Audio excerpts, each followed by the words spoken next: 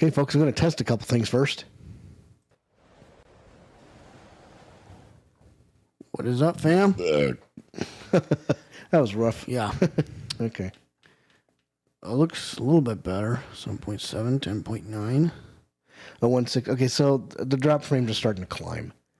But, I mean, it's not as bad. Hopefully not too bad. It's getting there. 22.7, 24, 26, now 27. Yeah. Well, I mean, I don't know. I don't think I've noticed this before. Oh, it's going down now. 24. All right. Okay, so we only had like a couple of dropped frames. Yeah. All right, so maybe just reducing the bit rate and reducing the frame rate helped a little bit. So let's try it. Okay, so we're going to take the shit from the top. So hang on a second.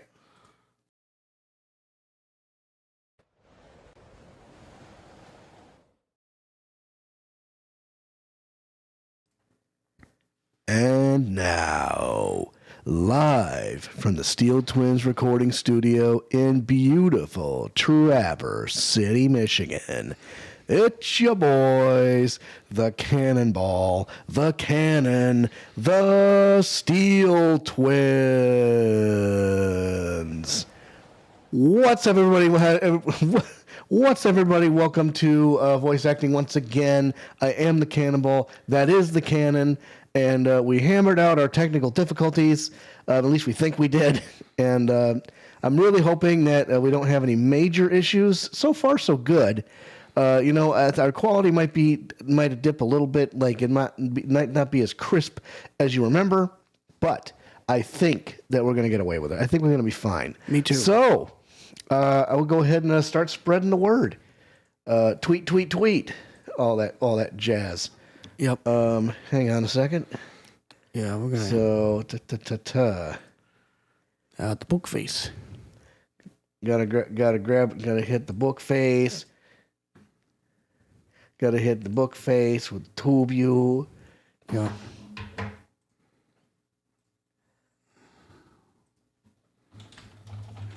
Okay, I think we got it. Let's do this. Okay, and then I will switch to my other profile. Yep, I did see the spinning circle there. But it still says it's good.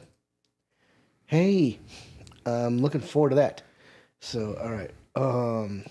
One more time, I'll share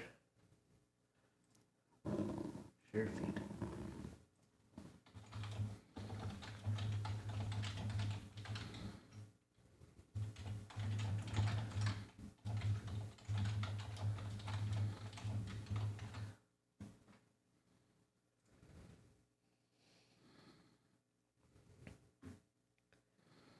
Okay, and then hop on the Steel Twins.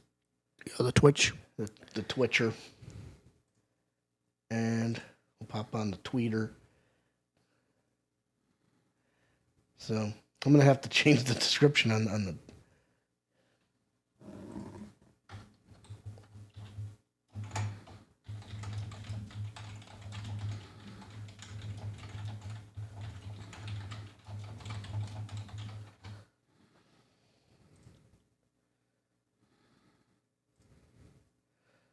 Okay.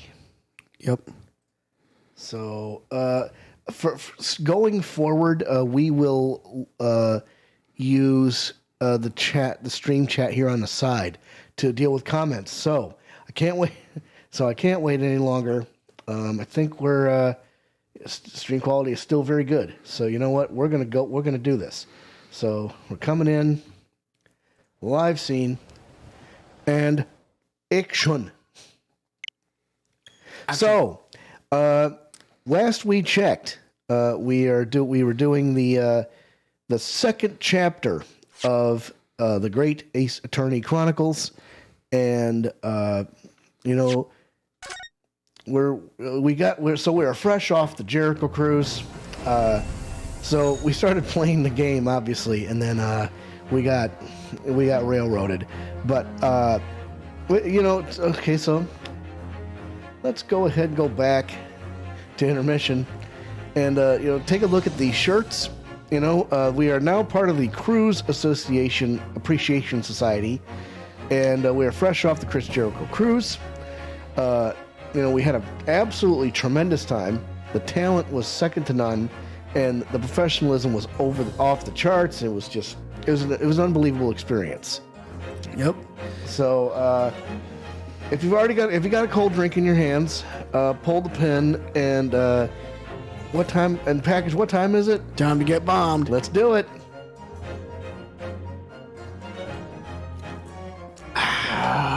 Okay. We're going back live, and we're going to do this. Load game. Yeah, I think I'm glad that we didn't... okay, so here we go. This is Chapter 2. Episode 2. The Adventure of the Unbreakable Speckled Band. Take it away, officer. Take it away. In a corner of that small, dark room, Sholmes and I waited with bated breath. Sholmes? In time, there came from the ventilator a hiss and a soft, almost growl-like sound. Suddenly, Sholmes sprang into action, lashing furiously with his cane at a point in the darkness. "You see it, Wilson?" he yelled, his tense voice reverberating through the air. Wilson? I raised my dark lantern shutter, and the room slowly came into view. Sholmes was staring intently at one particular corner when he started whispering to me. The victim's most perplexing final words. The Speckled Band. I believe this is the terrible coil to which you referred, Wilson. In front of us was an enormous adder, its fangs bared as it threatened to strike. It truly was the most terrible speckled band I had ever seen. Woo, yeah. Bless me. Rude. 9th of January, 6:37 a.m. On board the steamship Burya. Burya! Hurry.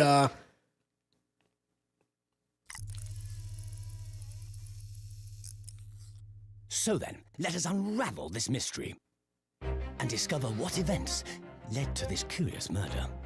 Pray, do excuse me. The cabin door was bolted from the inside when the man was killed. No marks to suggest the bolt was tampered with in any way. So, this would appear to be a locked room mystery. In his final moments, the victim scrawled a message on the floor. Almost certainly with the ink from this upset bottle. A Russian word. So the victim was a Russian man then. And the letters are well formed, suggesting he was compos mentis at the time.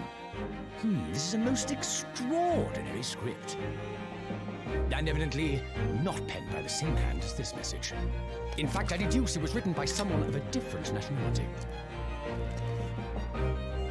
This is insane. This paper seal was placed just prior to the incident by the victim himself, I would venture. Well, what have we here?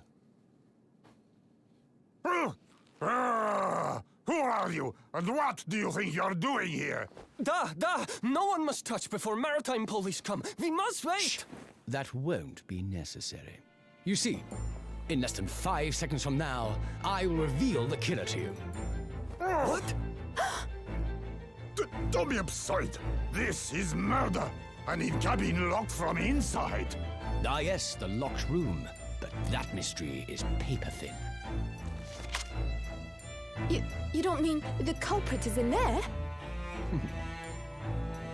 Who are you, and where have you come from?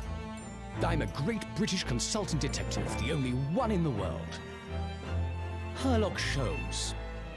I presume you must have heard of me. Sherlock Sholmes? What? Oh, boy.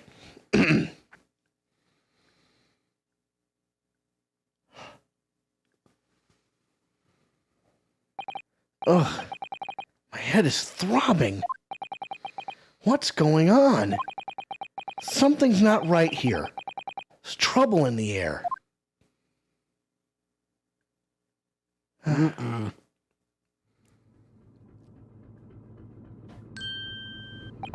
Wait, I can't move.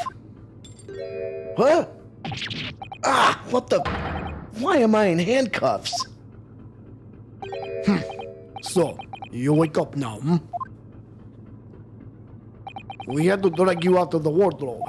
I do not believe how you could not wake up. You are true cold-blooded man. You found me then. Duh. We found you. And now you pay, criminal.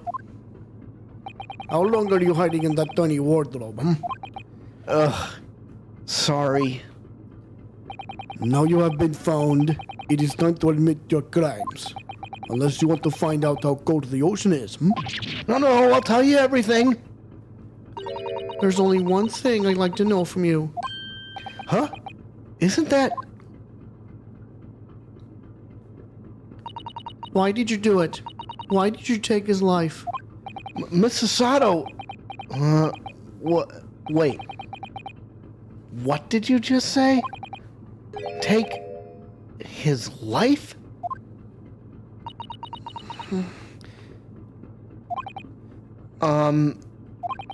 Where is he? Where's Kazuma? Ha! You pretend you do not know? You are a wolf in the sheep's belt. You are the killer. Do not try to make excuses. What? What? Kazuma-sama's body was discovered not long ago. Here, in this very cabin that was bolted shut from the inside. His body? Please, do not try to tell us you are doing this terrible thing in your sleep. Kazuma's dead? But he can't be. What? What? And these handcuffs. Surely you don't think I have to know. Why did you take Kazuma-sama's life? Answer me, please. Oh, he's about to lose it. No!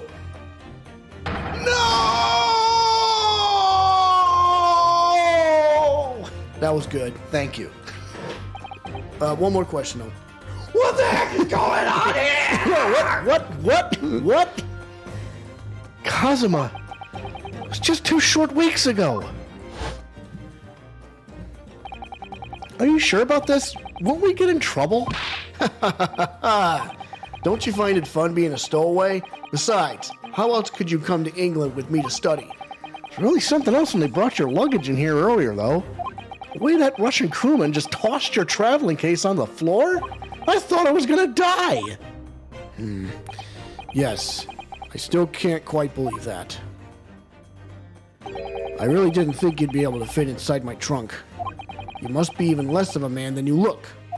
Hey! Honestly, I thought I'd broken every bone in my body. Well, it's about 50 days until we dock in Great Britain. But if you confine yourself to my cabin here, I don't expect anyone will discover you. Ugh, I hope not. I get the feeling those Russians wouldn't be very forgiving of a stowaway. I don't expect anyone will discover you. They're a sturdy bunch, that's for sure. What I want to know is, why do we need to keep it a secret from the young lady? From our faithful judicial assistant, Mikitoba, you mean? From your close friend, more to the point. Surely we could confine her, couldn't we? I don't believe she'd give me away. No, but if she knew that what we'd done, that would make her guilty by association. It's best that only you and I know about this. I suppose so. Anyway, it's about the time that the steward is supposed to come and clean the cabin.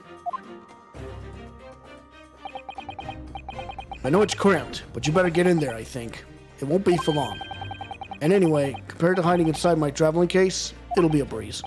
Yes, but what if the steward decides to open the wardrobe for some reason? Then I'll be in for it. Stop worrying.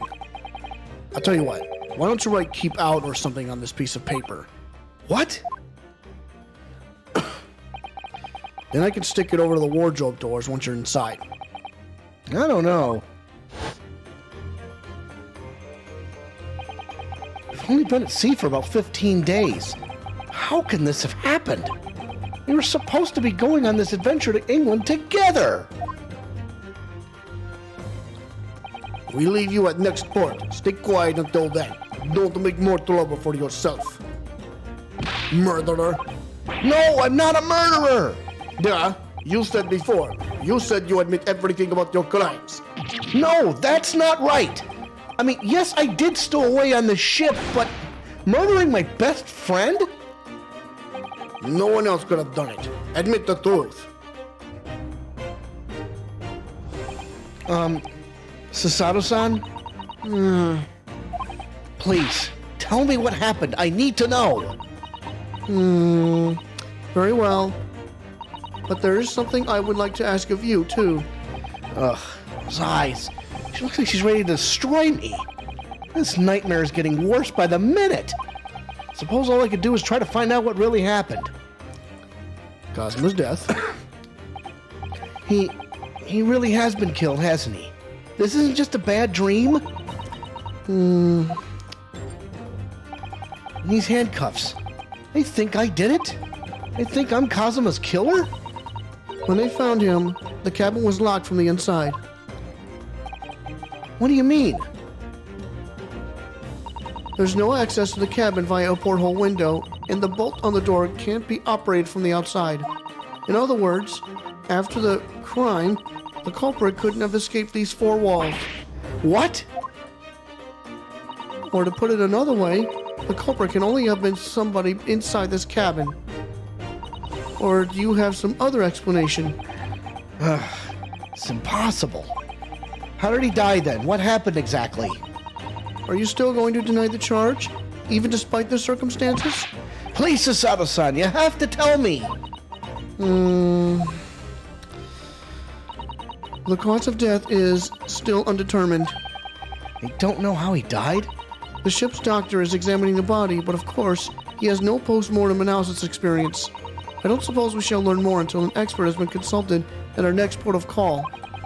So presumably that means there were no obvious external signs of injury then. That's true, yes. About the incident. Can't anyone tell me what actually happened here in this cabin? I don't understand it. Why would anyone want to kill Kazuma? Presumably that's something you know the answer to better than anyone. Please. Whatever you say, you were here in the cabin after all. Oh, yes, I was, but... He would always wake before dawn and do his training first thing in the morning. I was waiting outside his cabin, as I have every day so far on this voyage. But this morning, he did not come. I could sense that he wouldn't. Does that mean he was already dead when Susato-san arrived at his cabin door, I wonder? I knocked, but there was no reply. Then I started to become worried, so I went to find a member of the crew. The crewman forced the cabin door open, and when we managed to get inside, there was Kazuma-sama, collapsed on the floor. Wow. Oh boy. This is ridiculous.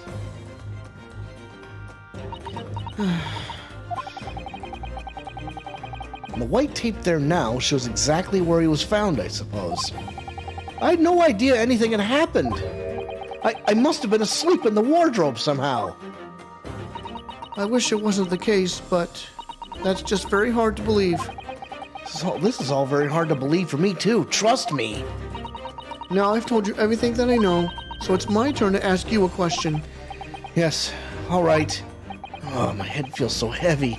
It's still throbbing like anything. Stowaway. Why are you even on board the ship, Naruhodo-san? You said something before about being a stowaway, didn't you? Oh, yes. I'm afraid that's true. It's 2 weeks since we left Japan now, and I've been shut up in this cabin the entire time. I had no idea. But how could you have occupied Kazuma-sama's cabin for so long without him noticing? No, that would have been impossible, obviously. Yes, of course. Kazuma invited me. He wanted us to go to England together. He actually asked you? But why? I'm afraid I don't really know the reason myself. I don't understand. Kazuma, why do you want this? What's the real reason? Why go to such extreme lengths to smuggle me to England with you?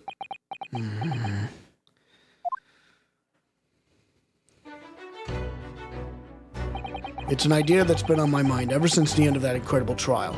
I think I told you then, didn't I? That you ought to become a lawyer yourself? Oh, yes, you did say that, but I didn't think you were serious. You have a talent for it. I can assure you of that. I've never really thought about becoming a lawyer. Well, that's something you can decide for yourself. London is at the spearhead of cultural development, the center of the world in many ways. There can't be any harm in seeing such an important place with your own eyes, can there? Well, no, definitely not. But on a personal level, if you were to become a lawyer, then... Then what? Nothing. Forget it. Huh?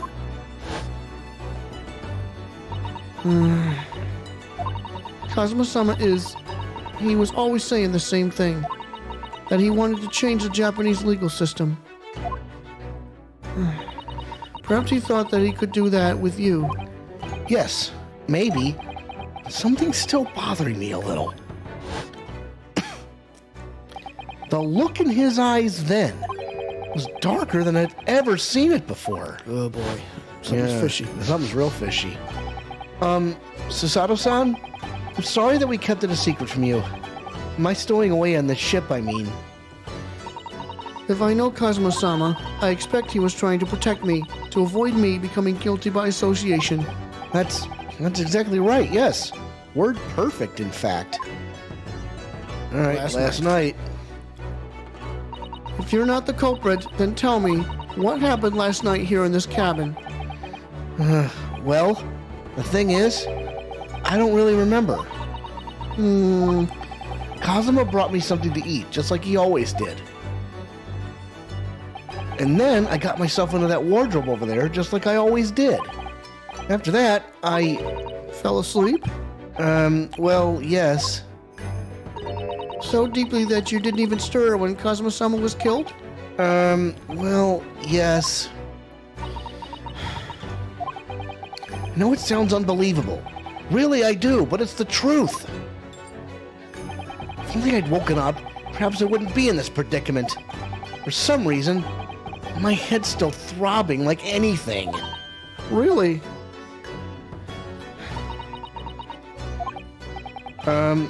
Is something wrong? Oh, no, it's... Please, forget it. Susato-san, you have to believe me. I didn't do it. I really don't want to doubt you, but the trouble is, there is no one else who could possibly have done this. Ugh.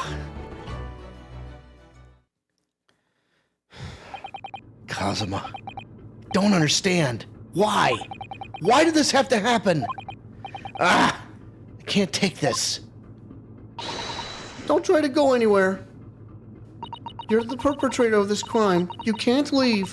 I can't allow that to happen. I'm sorry, but Kazuma was killed right under my nose here, and I didn't do anything to stop it. And now I'm supposed to just sit around, my hands tied, while whoever did this walks free? No, I can't allow that to happen. Well, what do you propose to do then? I'm going to investigate. I'm going to find out exactly what happened here. I'm going to work out who took Kazuma's life and how and why they did it. So I'm sorry, but you're going to have to excuse me. Oh, yeah! Whoa! Whoa! Take down! Oof! What the... That was a Susato takedown. Susato what? What martial art form is that? I'm going to need you to prove it. Sorry? Prove it? Yes, your innocence. I need evidence. But how am I supposed to... Have you forgotten already what you achieved just a few weeks ago? You successfully defended yourself in a court of law. I see. She's expecting me to present some conclusive evidence. I have to get Susato-san to believe me. I'll show her some evidence right now that proves I'm not guilty of this awful crime. And it's this piece. Yes! Tell me, when I was discovered in the wardrobe before, was this piece of paper stuck over the doors? Oh, yes, it was. I remember clearly. I thought so. Kazuma always put it in place whenever I went to sleep in there, just in case the cabin steward or another crew member decided to look inside. So naturally, he did the same last night as well. Oh, yes, of course.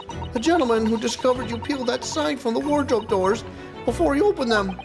But if I were truly the culprit, I couldn't have climbed back inside the wardrobe and stuck this on the outside of the doors on my own. Yes, that's quite true. In other words, it's impossible that I killed Kazuma.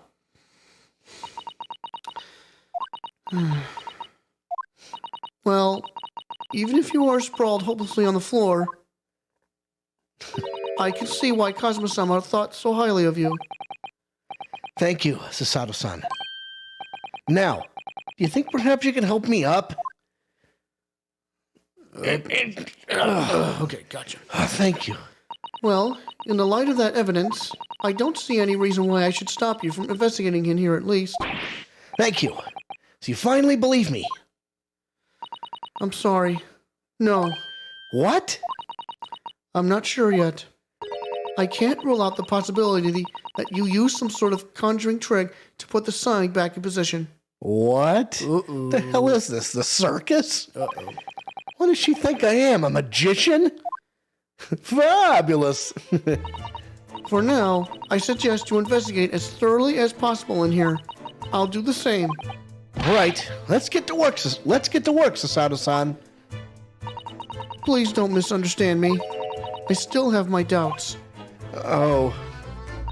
I shall be watching you to make sure you do nothing that might disturb the crime scene. I wouldn't want you using your conjuring tricks to destroy evidence, for example. What are you...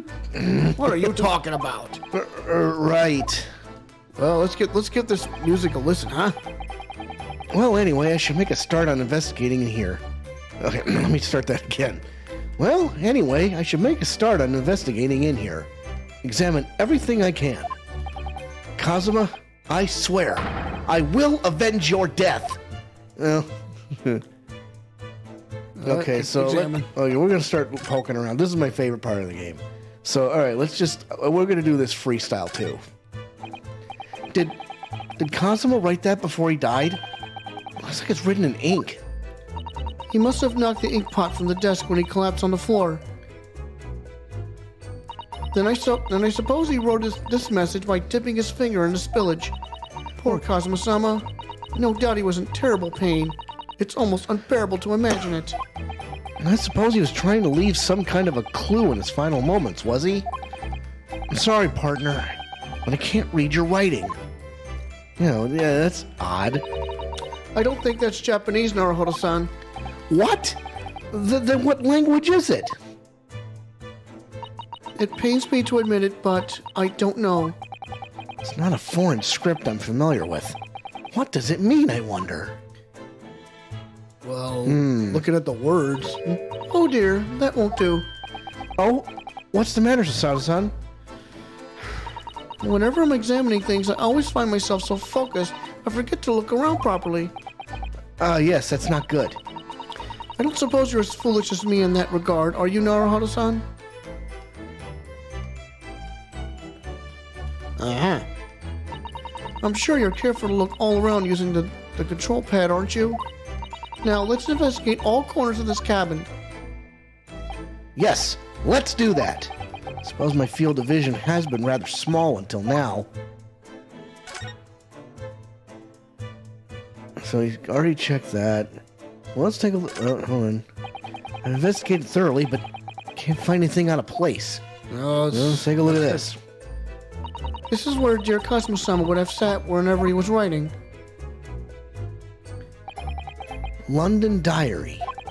Poor Kazuma. He didn't even make it to his destination. It looks as though the last entry is incomplete. Which means, what? He was in the middle of writing it when the incident happened? Let's see what it says. It could be a valuable clue. Hi-ya! Whoa! That's out of the question. What? Kazuma-sama may have departed this world, but you must not read his private thoughts. But what if it's something important? Something relevant to the case? All right. I won't read it. We're gonna have to come back to that later. Poor Kazuma-sama. I don't like prying into people's personal matters either. In this case, isn't the need for clues more important? All right, well, let's look at this. What's up with that shelf? The books have fallen over on the shelf. Look, they've all toppled the same way. And what's this? A statue of some god of the sea? Although he's fallen over as well. Yes, it's almost as if the whole shelf has been ransacked and everything mown down at once. I wonder if perhaps it was Kazuma-sama doing this morning sword training. Do you think? I seriously doubt it. Then perhaps it was of rage. I wouldn't have bothered leaving the wardrobe just to mess up a few books and a statue. Could the way these things have been thrown about have anything to do with the case, I wonder? Oh, yes, just not what you think. Well, I just set everything straight again. I'll just set everything straight again. I don't like to see a mess. Hey!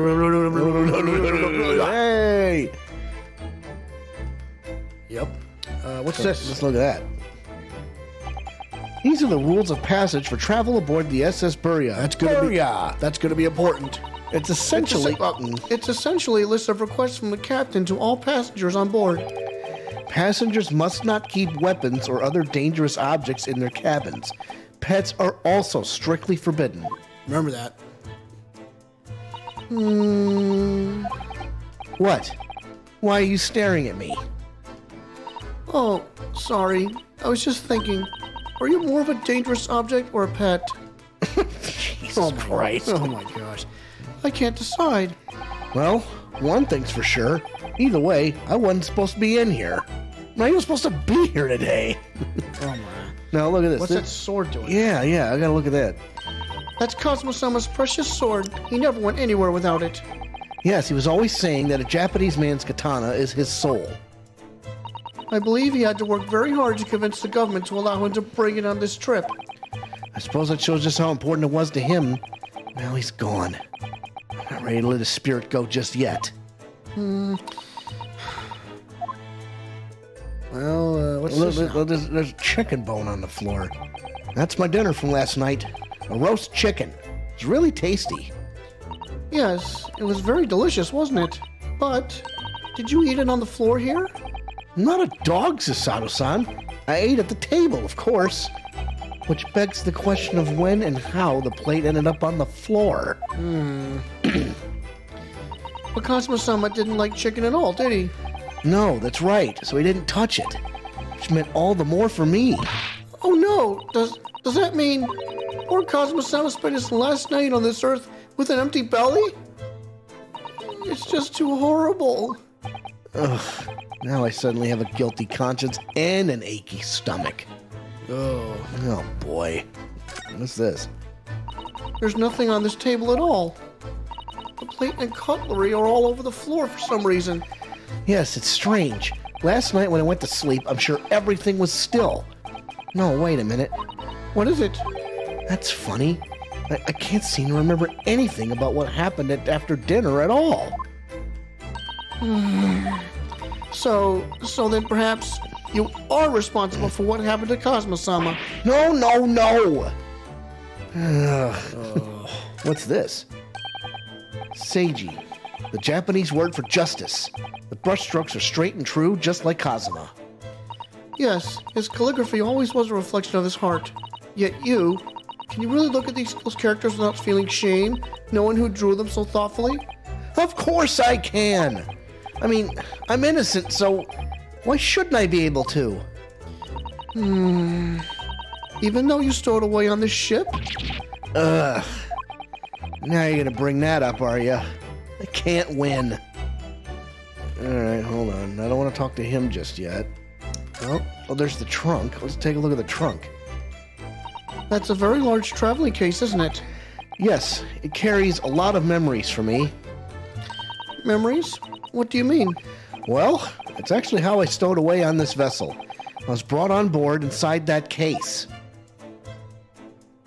Oh, yes. I see it says, "This way up," in Japanese. Which, in hindsight, I should have realized the foreign crewman wouldn't be able to read. I was turned over and over and over, and then I was tossed on the floor in here. Oh dear. Being a stowaway isn't as romantic as it sounds. Well, it was less painful than a Susato takedown. Hi. It's some 2 weeks since we set sail from Japan. Have you really been living in that wardrobe the entire time, Naruhodo-san? I think living isn't quite the right description. Oh, no, I suppose not. Although it must have been rather exciting, making this voyage in your own secret hideout. The trouble was, I never knew when a member of the crew might come in. So yes, I did basically have to live in the wardrobe. And last night was no exception. But because of that, you had no idea what was happening out here in the cabin. No, sadly not. What's this? This is... Yes, it's a bell cord contraption, I think. What do you mean contraption? I read about it in a book I was studying that talked about life in Great Britain. Large households often have bell cords like this, which you can pull to ring a bell to summon servants. Really? That sounds almost magical. Shall we give it a little try? Yes. In the interests of cultural research, obviously. Ding ding.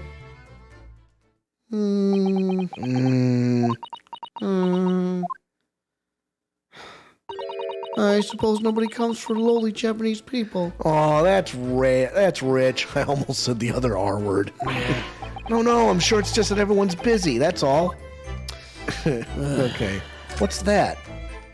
I think that's some kind of opening for a ventilator. A hole through which fresh air can circulate into the cabin. Isn't that a little odd? What do you mean? Well, this ventilator, if that's what it is, looks like it must connect to the next door cabin. Yes, it would appear to. You're right. But if its purpose is to allow fresh air into the room, surely it should be connected to the outside. That's true. Perhaps it's so that rain and spray don't find their way when... Perhaps it's so that rain and spray don't find the way in when the seas are rough, or something like that. I suppose. Maybe that's it. What the Hey, hell? wait a minute. Who the hell is that guy? Who's that? He wasn't there a minute ago. As far as I can tell, it looks like he might be European. Oh, how did he... You've noticed the man too, have you? I have no idea who he is or how he got in here. But he looks suspicious. And tall. Suspiciously tall. Naruhodo-san, don't tell me. Do you really not know who that is? Well, no. I don't have any foreign friends or acquaintances at all. He doesn't look like a member of the crew. There's something very unusual about him. He's investigating Kazuma's desk. Is he investigating Kazuma's desk or is he just playing on it? I can't tell. Well, in that case, we simply must talk with him. Am I just imagining it or does Sato-san look almost uncontrollably excited? By the way, I expect that you've noticed already, but just in case, if you press, if you press on people when they're in the crosshairs, you can converse with them. All right then, I'll get that suspiciously tall gentleman in my sights and see what he has to say for himself. Oh, please do. Here we go. Examine and Knock, knock. Excuse me. Excuse me, do you have a moment? Shh. This is a critical point in my investigation. I'm gonna have to really figure out how to nail this voice. elementary, my dear Watson. Something like that. Maybe I should leave him alone. Seems a little unfriendly. Yes, perhaps that would be for the best. Whoa! Greetings. I hope I haven't kept you long. What exactly were you doing on Kazuma's desk just now?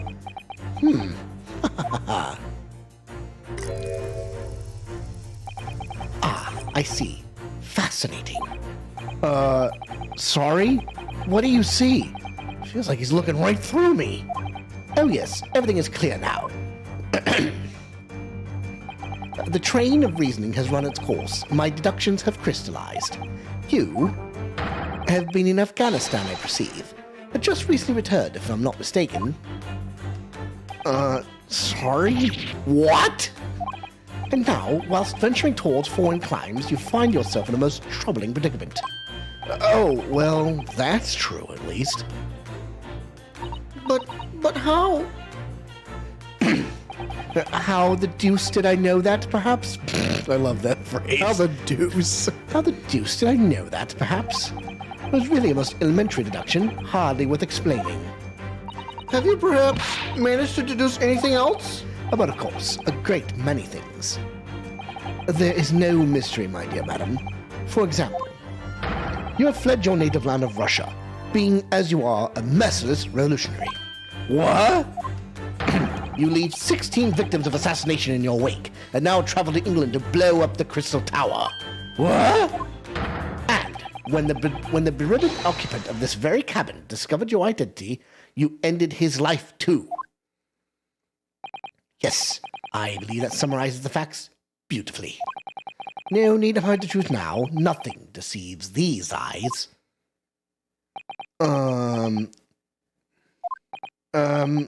Just to be clear, you are talking about me, are you? Certainly I am. Do you see another in this cabin who fits the bill? A Russian assassin with 16 victims to his name? I don't even see one person who fits the bill. So it's true. It was you who did this to Kazuma-sama. What? And you're plotting a revolution too. It's shameful behavior, Naruhodo-san. Absolutely wicked. No, listen, there's no way I... Wow! Ugh. Now explain yourself. Tell me everything. This is ridiculous. Jesus Christ. How could you do it? For pity's sake, open your eyes. I'm not a Russian revolutionary. Obviously. Oh, forgive me. And as for you, what kind of deduction was that? You were just saying the first thing that came into your head. But I was not right. But was I not right? But was I not right? Whilst venturing towards foreign climes, you do find yourself in a most troubling predicament. Do you not? Well, yes, maybe. Ha! There you have it, you see? What do you make of that? Well, to be honest, this ship is en route to England, and I'm in handcuffs at the scene of a murder. So, I'm not really sure you could call it deduction. It's more plain observation. Indeed, an observation, my dear boy, is the basis of all deduction.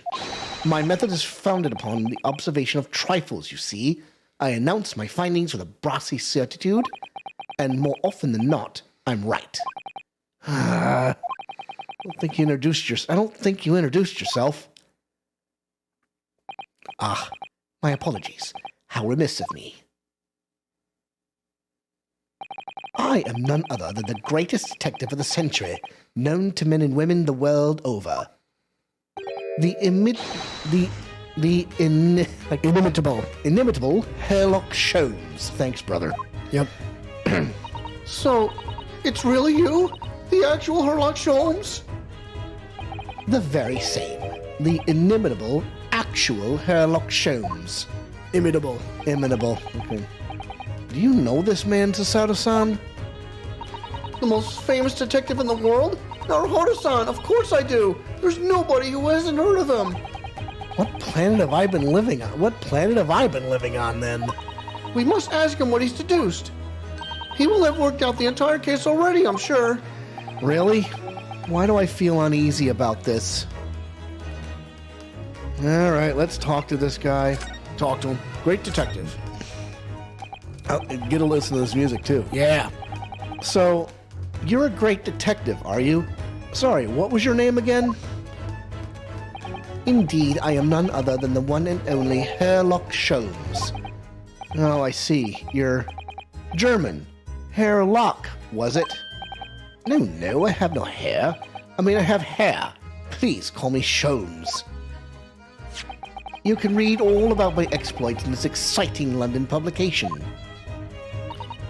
Oh yes, Rance magazine, full of wonderful short stories and interest articles from Great Britain. I never miss an issue. I have it sent from England especially. Ah, yes, here it is. The Adventures of Sherlock Sholmes. So, you're the protagonist in a series of short stories, then? Indeed, I am. And you've read so many of your own stories, you've started to think you really are a detective. Make no mistake, I'm not the poor, deluded fellow you take me for. Your inference is backward. Backward? My trusty biographer records my greatest detecting achievements and chronicles them in the magazine. You have a biographer, do you? Doesn't everyone? Mine goes by the name of Dr. Wilson, presently keeping shop in London. Dr. Wilson? Uh-oh. Remember that? I must say, thanks to that publication, I've been fantastically busy of late. Why, this very moment I am returning from Asia, having solved the mystery of a cursed royal crown. Really? I can't work out whether I should take this man seriously or not. Deduction, you see, is to me a science. Logical reasoning in its purest form. Science? Really? The astute observer notices even the most subtle of reactions in this subject. A furtive glance, a twitch of a muscle, a slight inclination of the posture, fingernails, arm sleeves, furrows in the skin, all these things are data. Right. And the trained logician makes deductions from this data in the blink of an eye. The ultimate conclusion is, without fail, the truth. As I demonstrated only a few short moments ago. How can he look me in the eye and claim that? So you see, I have a turn both for observation and for deduction. And fame. That is what makes me the one and only Sherlock Sholmes. Cosmo's death. Have you managed to deduce anything about this particular case yet? Have I managed to deduce anything, my dear fellow? Who do you suppose discovered the culprit in his most cunning hiding place? That's right. It was none other than the great detective before you now, Mr. Sherlock Sholmes. I see. In other words, I'm in these now because of him. When I became anxious about Kazuma-sama this morning, I summoned all the crew members to force the cabin door open. And I concealed myself among their number, gaining entry to the scene of the crime. Yes, luckily for everyone, the great detective Sherlock Sholmes was on board. And the handcuffs seemed to be an excellent fit, Mr. Naruhodo. Ugh! How does he know his name? The very moment I laid eyes on the scene, two facts were immediately apparent to me. Oh, really? Two facts, you say? Well, what two facts was he talking about? Mr. Sholmes, tell us, please, what two facts were apparent to you when you came into this cabin this morning? Ah, yes, but first, let us be precise. The two facts in question were immediately apparent to me. Yes, I understand, but what were they? Allow me to elucidate. The two facts that I deduced from a mere momentary glance at the scene of the crime were as follows. Number one, the cabin was locked from within, rendering escape of the culprit out of the question. Number two, the victim was Russian and killed following a dispute with an acquaintance. Now, hang on a second. He's more on the money than you think. Just watch, kids. Hold on, Mr. Sholmes. What made you think the victim was Russian? Observe the dying message left by the victim on the floor.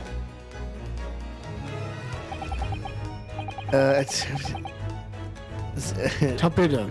Torpedo. That is the Russian word for wardrobe. Do you really think Kazuma-sama could have left a dying message in Russian? I don't think so, pal. No.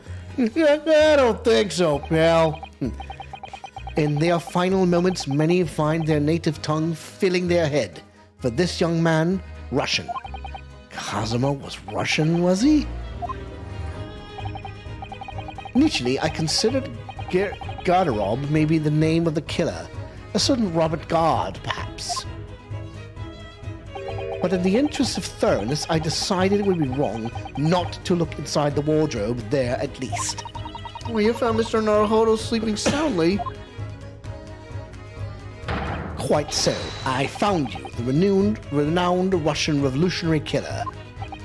Why is it that I'm Russian too? I observed that you were wearing the same attire as the victim. In other words, you were acquainted. And if my memory serves, that outfit is the traditional dress of the Russian people. Our school uniforms are the traditional dress of the Russian people? I had no idea. Because they're not. Hello. And I had no idea a detective could get something so wrong. I took a photograph of the victim in the message that I might analyze it for possible hidden details. He's smarter than you think he is. This was taken immediately after the young man was discovered, before the body was removed. Yes, Kazuma had already been taken away when I woke up. This is the first time I've actually seen him like this.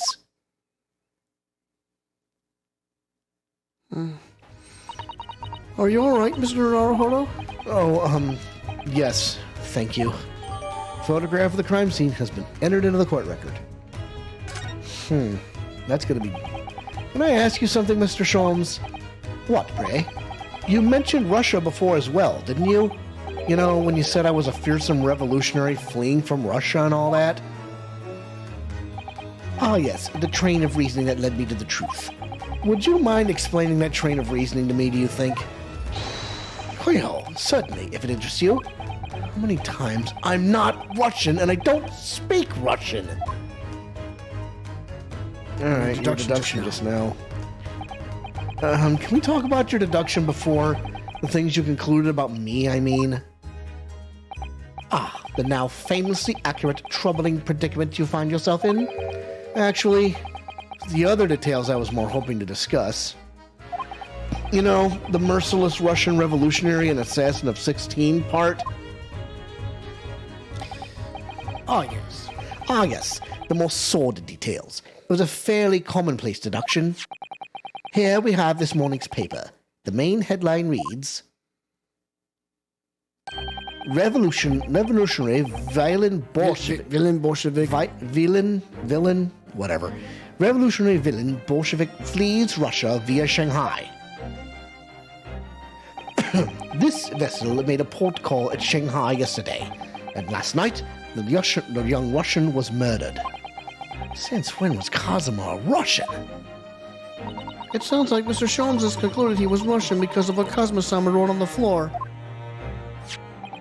It was a simple act of reasoning to realize that the culprit of this crime was the same merciless revolutionary. One who would kill the very man who helped him to escape after his true identity was discovered. Yes, you, violent Bolshevik. No, how could it be me? I don't look anything like this man, just look at his face! Well, you are a fearsome revolutionary after all. Therefore, you have no doubt learnt to revolutionize your appearance as well. Ugh, please! And I might add, your name does not appear on the ship's passenger list. Need I say more? Well, that's because I'm a stowaway. What about the other details? The 16 victims of assassination and blown up the Crystal Tower. Ah, yes, the journalist clearly interviewed the man and printed all those particulars in the article. The deeds the man has perpetrated thus far, and those he is plotting. Yes, everything about this revolutionary Bolshevik was included. There can be no mistake. Do revolutionaries usually agree to interviews with newspaper reporters, I wonder? Probably not. What about the part where you said I was just returning from Afghanistan? Also quite clearly stated here in the article. Bolshevik has recently returned after a period of subversive activities in a war-torn region of Afghanistan. Where even is it anyway? This Afghanistan place. Here, take the paper for yourself, as a little memento of this great deduction. Oh, thank you. I've absorbed all that is of interest to me within its pages, but I see no rubbish bin nearby. The article about the revolutionary has been entered in the court record. Now hang on a second. You might think that's not an important detail, but it could very well be. Could be one. And you may find the article on the back page of interest as well. On the back? Cast your eye over it sometime if the interest takes you, though you may need some time to interpret. It's all written in Russian. I couldn't hope to read it. I suppose it wouldn't hurt just to glance at the article. There might be a picture or two. All right, let's take a look at it. What's this? Oh, look at this. This is interesting. Have you found something relevant, Naruhodo-san? Well, no, I mean, it looks like it might be interesting. I can't read a single word, I'm afraid. No, nor can I, but look at this picture. Perhaps it's about a beautiful young Russian princess, do you think? She is very pretty, isn't she? I suppose you enjoy articles like this, do you? I don't know. I can't make any sense of it. Ah, I'm glad you've noticed this article. Ah! Allow me to give you a short summary of its contents. Oh, thank you. Pops up everywhere, this Mr. Sholmes. It's about the disappearance of a young lady last night. Renowned prima ballerina of the Novak Ballet disappears from Shanghai. During a performance in Shanghai, the famous dancer was reported missing. She is, of course, the talented young Nikolina Pavlova. Why are Russian names so hard to remember? It would appear the woman was in costume when she was found to be missing from her dressing room, wearing the diamond tiara you see pictured, which is worth some 20,000 rubles. Whoa, how much is 20,000 rubles? I have no idea, but I'm quite sure it must be an unbelievable sum of money. That's pretty expensive. Yep. Sato-san's eyes are shining like diamonds themselves. The tiara is the property of the Novak Ballet. It would seem the director is beside herself with worry. Novovich. Yes, I'm not surprised. The company is most anxious to recover both Miss Pavlova and the valuable tiara. They requested international assistance at all ports with sailings to Great Britain. Could this be another case of a Russian fleeing his or her country? Does seem to be the Russian thing to do. I'm not even going to dignify that with a response, Mr. Naruhodo. Jesus. Article about ballerina. The Novovich Ballet. Gotcha.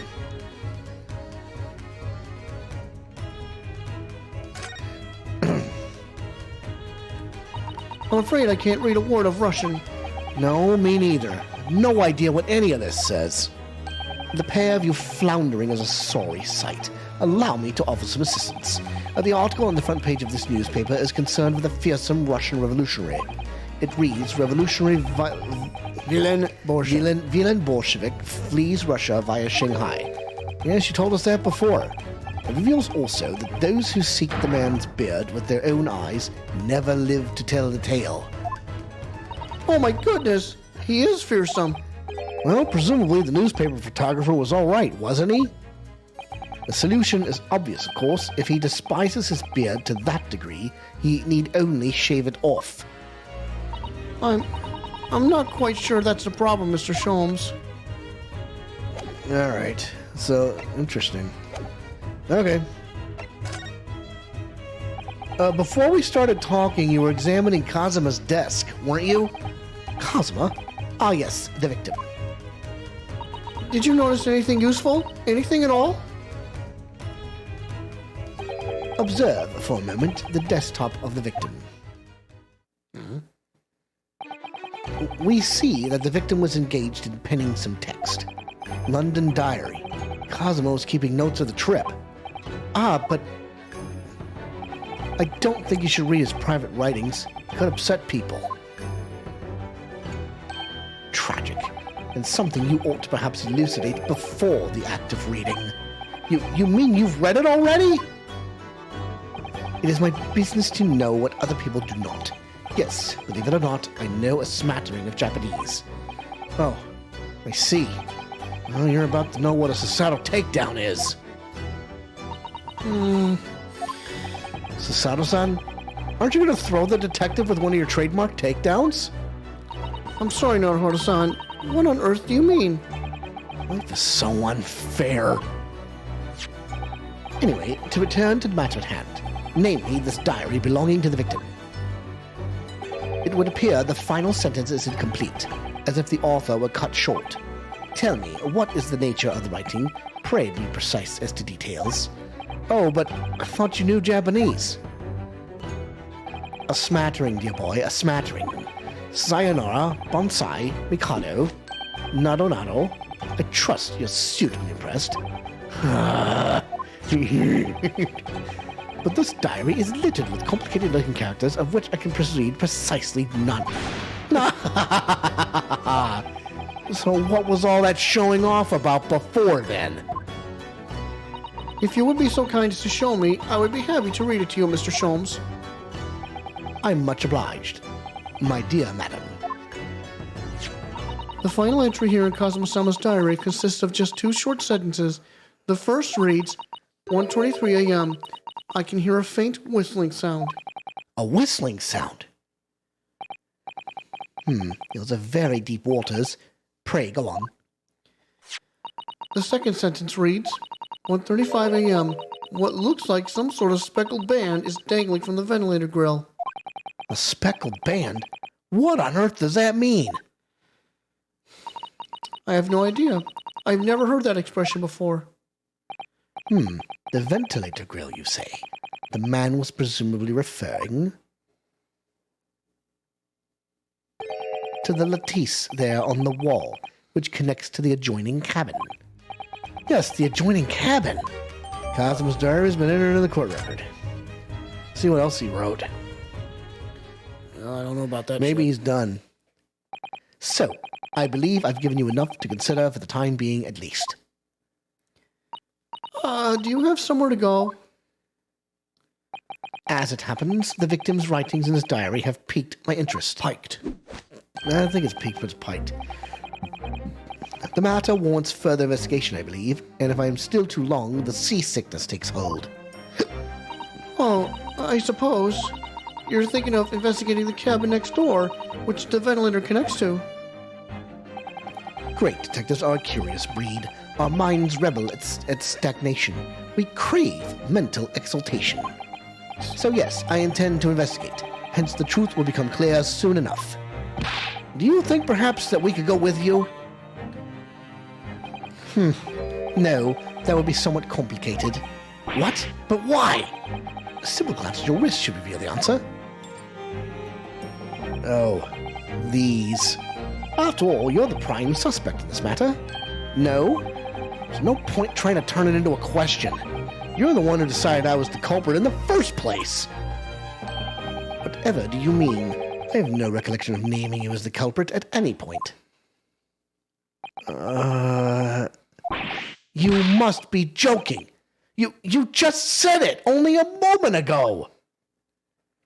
Dear me, you are clearly misguided. I would have no cause to say such a thing. Well, actually, Mr. Sholmes, I did hear you say that too. You're quite sure? Oh, that's very strange. I wouldn't have said you'd had the face of a criminal, you know. Not really. So what? Were you looking at my knees before? Some great detective you are. Well, anyway, that was then, and this is now. What do you mean? What I mean, sir, is this. If you are the culprit, you must play the part more convincingly. Roll over and accept your fate. Now he's just being plain rude. Translated conversation requested. I don't know about that shit. I'm just gonna ignore that. Oh, that does not look good. Get out of there. That's fine. Here, I got an idea. Quit the Skype. There we go. Well, I am gonna have to deal with that later. And off he goes, having just laughed in my face. His sense of humor is as twisted as his name. Naruhodo-san, what are you just standing there for? Huh? We must go and investigate the cabin next door as well. Aren't you forgetting something? What about these? No way I can. Whoa! Take down! Ugh! After Kazuma-sama spent his dying moments struggling to leave us a clue, you're willing to give up? You're just going to roll over and accept your fate? Ugh. If you gave me any choice in the rolling over part.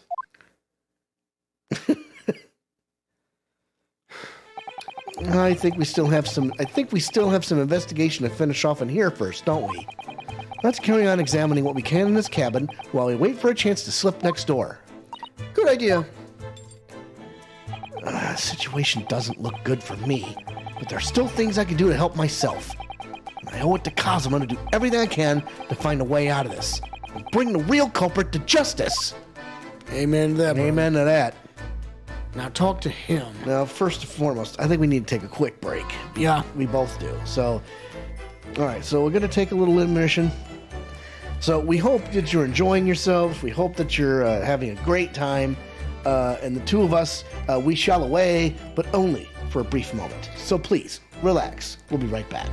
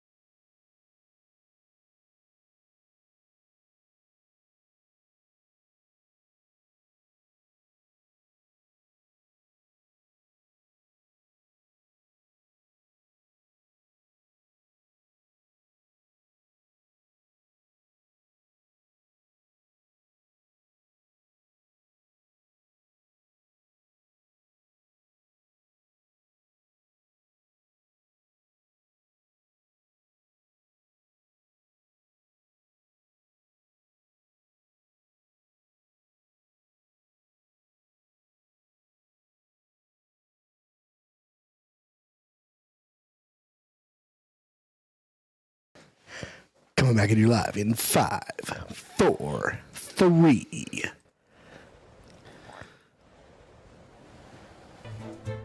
What is up, everybody? We're back. Yep. Good to see everybody. And if you're watching this after the fact, you know, we had some technical difficulties, but our stream quality is quite good. We've only had 16.8% dropped frames. We had to reduce the frame to 30 as opposed to 60. I wonder why. I'm not sure, but I mean, I'm going to jack it back up once we're done with this stream. Okay. But for now, let us continue the adventure of the great Speckle. Live scene. Let's go. Dude, he totally ruined my moment. Sorry. Cheese dick. Okay. Dick cheese. Dick cheese. All right. Let's see. Oh, look at this. What's this down here? Nope. Oh. What do you think this is? It looks like a broken piece of glassware. Whatever the thing was, it appears to have broken clean in two. This is important. That's important. The glass is such a beautiful color. It looks like a cute little netscape fastener from a kimono outfit. I'm not sure that sounds like Kazuma. He wouldn't have secretly carried a cute little trinket like this around with him, would he? And the mark beside it, what is it, I wonder? It has sort of brick-like hue. Yes, you're right. It's the color of brick, isn't it? Even though I don't see anything of the same color anywhere else in the cabin. That could be important. Yes. So there's that. That's done. Let's talk to this guy. Excuse me. What? I was wondering if I could ask you a favor. Would you mind if I investigated a little outside? Grandmother told me Japanese people do not make jokes, but it's not true, I see. Sorry? The criminal asking prison guard to help him escape. Very funny. We're in the middle of the sea. There's no chance of me escaping. Yet, you stay in this cabin until next port. Then it is up to Hong Kong police to decide what they do with you. You stay. All right. There's no point trying to appeal to this man's better nature, that's for sure. Well, let's take a look at the door. When I went for help and the crewman forced the door open, this bolt had been firmly closed. It's quite a small bolt, and not particularly sturdy, and it just slides across to secure the door shut. Still, with the door bolted, there'll be no way to get in or out of the cabin. That's for sure. It's no wonder everyone suspects me. When she glares at me like that, I feel tense all up and down my spine. I remember reading once in a detective novel, the culprit used a needle and thread to draw a bolt across from the outside of the room in a situation like this. Yes, that's a clever trick, isn't it? I'm an avid reader of detective stories myself. But the door of this cabin and its frame are made of metal, and they seal together perfectly. There would be no possibility of using that needle and thread thick trick here, I'm afraid. There is a trick, just a little more ingenious one. When she glares at me like that, I feel pins and needles all up and down my spine. What's this? What the? Oh, look over there. The crewman, do you mean? He wasn't there before, was he? That's what I thought. Why don't we try talking to him? Probably because I'm likely to get yelled at again. I suppose I could try. Well, examine him. Is that? Is something wrong, Naruhodo-san? Oh no, it's just that that crewman standing by the door. I can't help feeling like I've seen him somewhere before. You don't mean... Oh, yes, you're right. He does look familiar. Excuse me, sir. Huh? Yes? What can I do for you? I recognize that face, but it can't be. Yep, there he is. It is! I didn't know you were here, Inspector Hasanaga.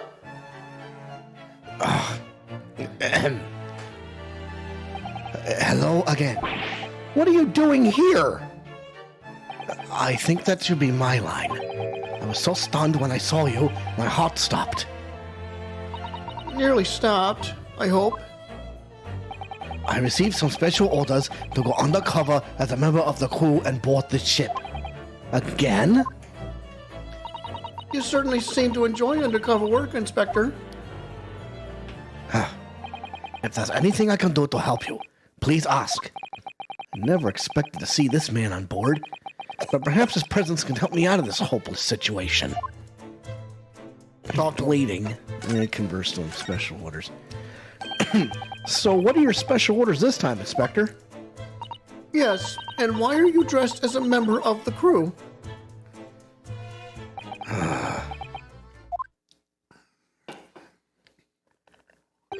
I'm so sorry.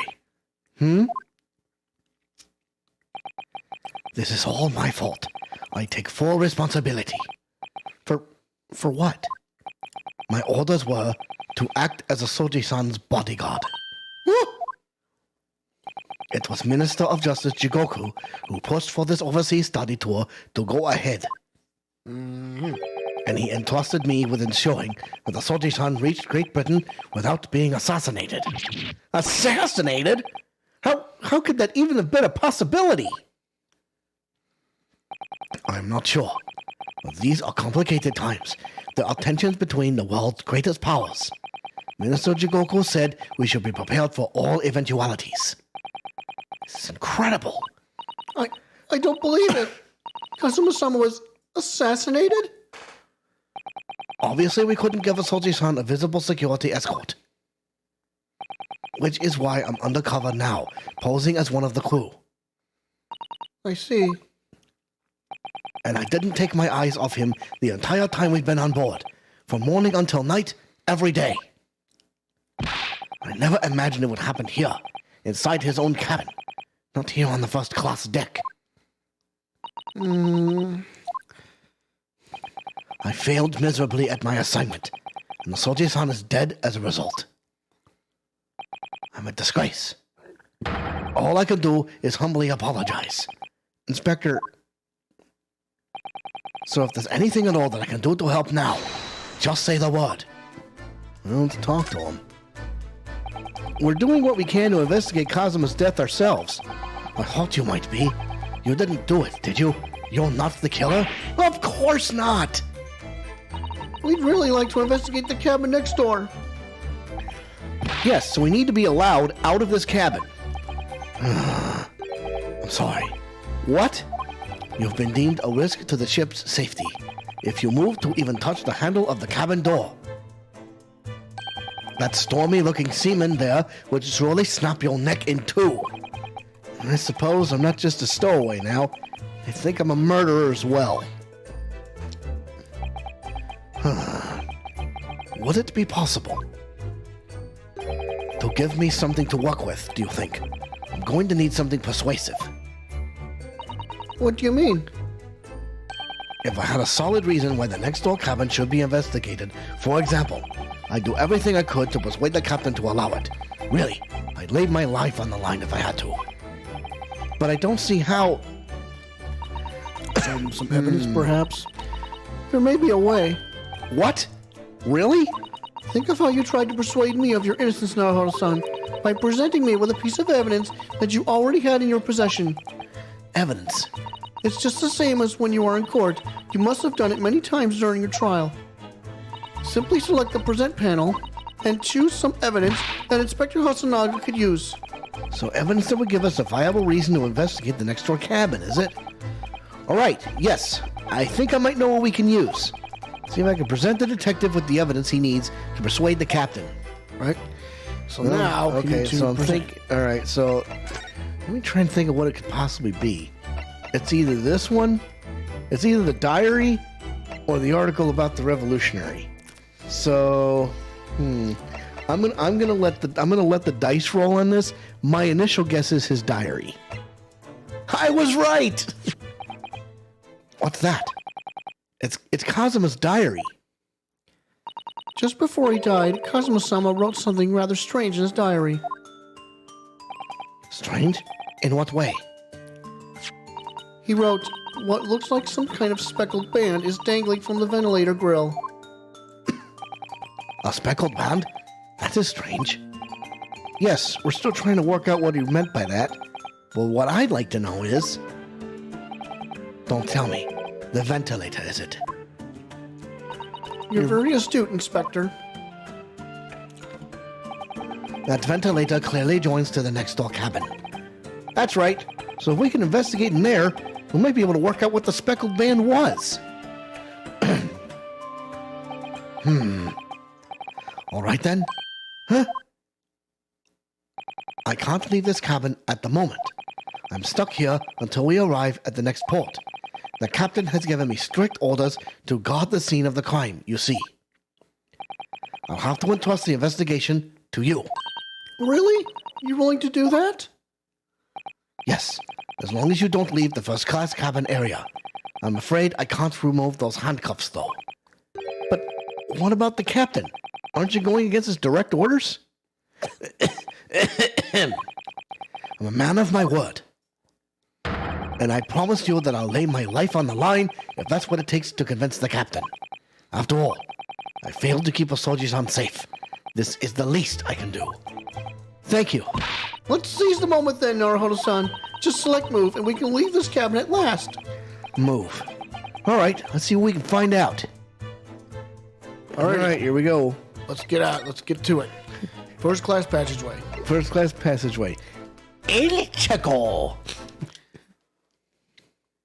9th of January, 7:48 a.m.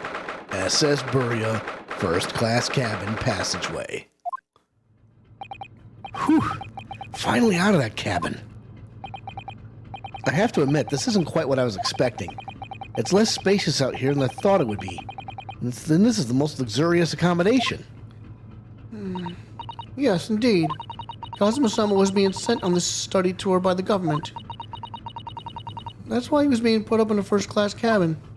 Stevie Dubs is online, but even still, this is about twice as large as my accommodation in steerage.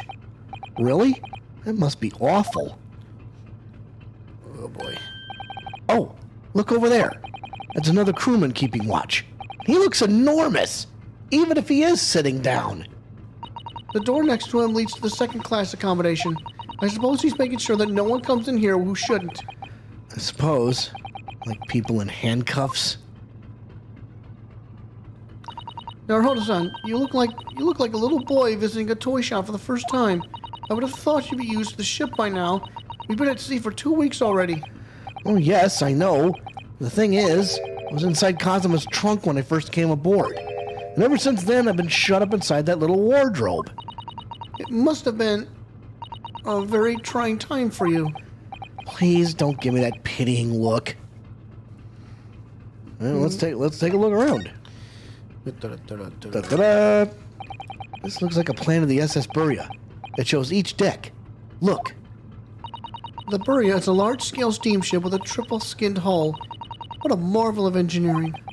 Well, it's been playing on my mind for a while now, actually, but how is it that such a huge lump of metal doesn't just sink to the bottom of the ocean? Oh, that's really quite simple, Naruhodo-san. It is? Well, consider the Japanese archipelago. The islands of Japan. Yes, they're not metal, but they are enormous lumps of earth, many, many times larger than this ship. And they don't sink, do they? They've been floating happily on the sea since the gods created them. Well, actually, the rocks go down a long ways. Well, I suppose so. What's this? That's a huge book on top of the table there. And there's a pen next to it. Yes, that looks like the ship's log. The captain's log. Shall we have a little look through it? Uh-oh. The writing is The writing is so neat and precise. Every detail about the voyage has been meticulously recorded. You wouldn't expect a rough and ready sailor to have such beautiful handwriting. And nothing. No reaction at all. Thought I might appreciate the compliment. I'm not sure that rough and ready is much of a compliment, Naruhodo-san, even to a sailor. Anyway, last night's log is mostly blank. Presumably that means there was nothing to report. Well, Well, let's take a look at that cabin. what about that mousetrap thing over there? What is that? That's true. I wonder what that's doing on the floor. Ah, a trap for catching mice. Yes, we have plenty of those back home in Japan, although they seem to be using a lump of chalk or something as bait. Let me see. Yes, I think that's what it's called, cheese. It's made from the milk of cows. Cheese? I wonder what that tastes like. You can't eat it, Naruhodo-san. The trap will snap shut on your fingers. Really? But, suppose you're right. You weren't actually going to try it, were you? All I've had to eat for the past couple of weeks is Kazuma's leftovers. You don't know how hungry I've been in that wardrobe. Poor you. I'll find a little snack for you later. All right, let's go bang on the door. Well, No. What do you... I don't know if I should do the alarm first or the door next. Let's just do the door. Okay. This is it. This is the cabin next to ours. The one the ventilator connects to. Yes. The ventilator from which Kazuma-sama wrote that he saw a speckled band emerging. Maybe whoever's in this cabin can help solve that particular mystery. Let's ask.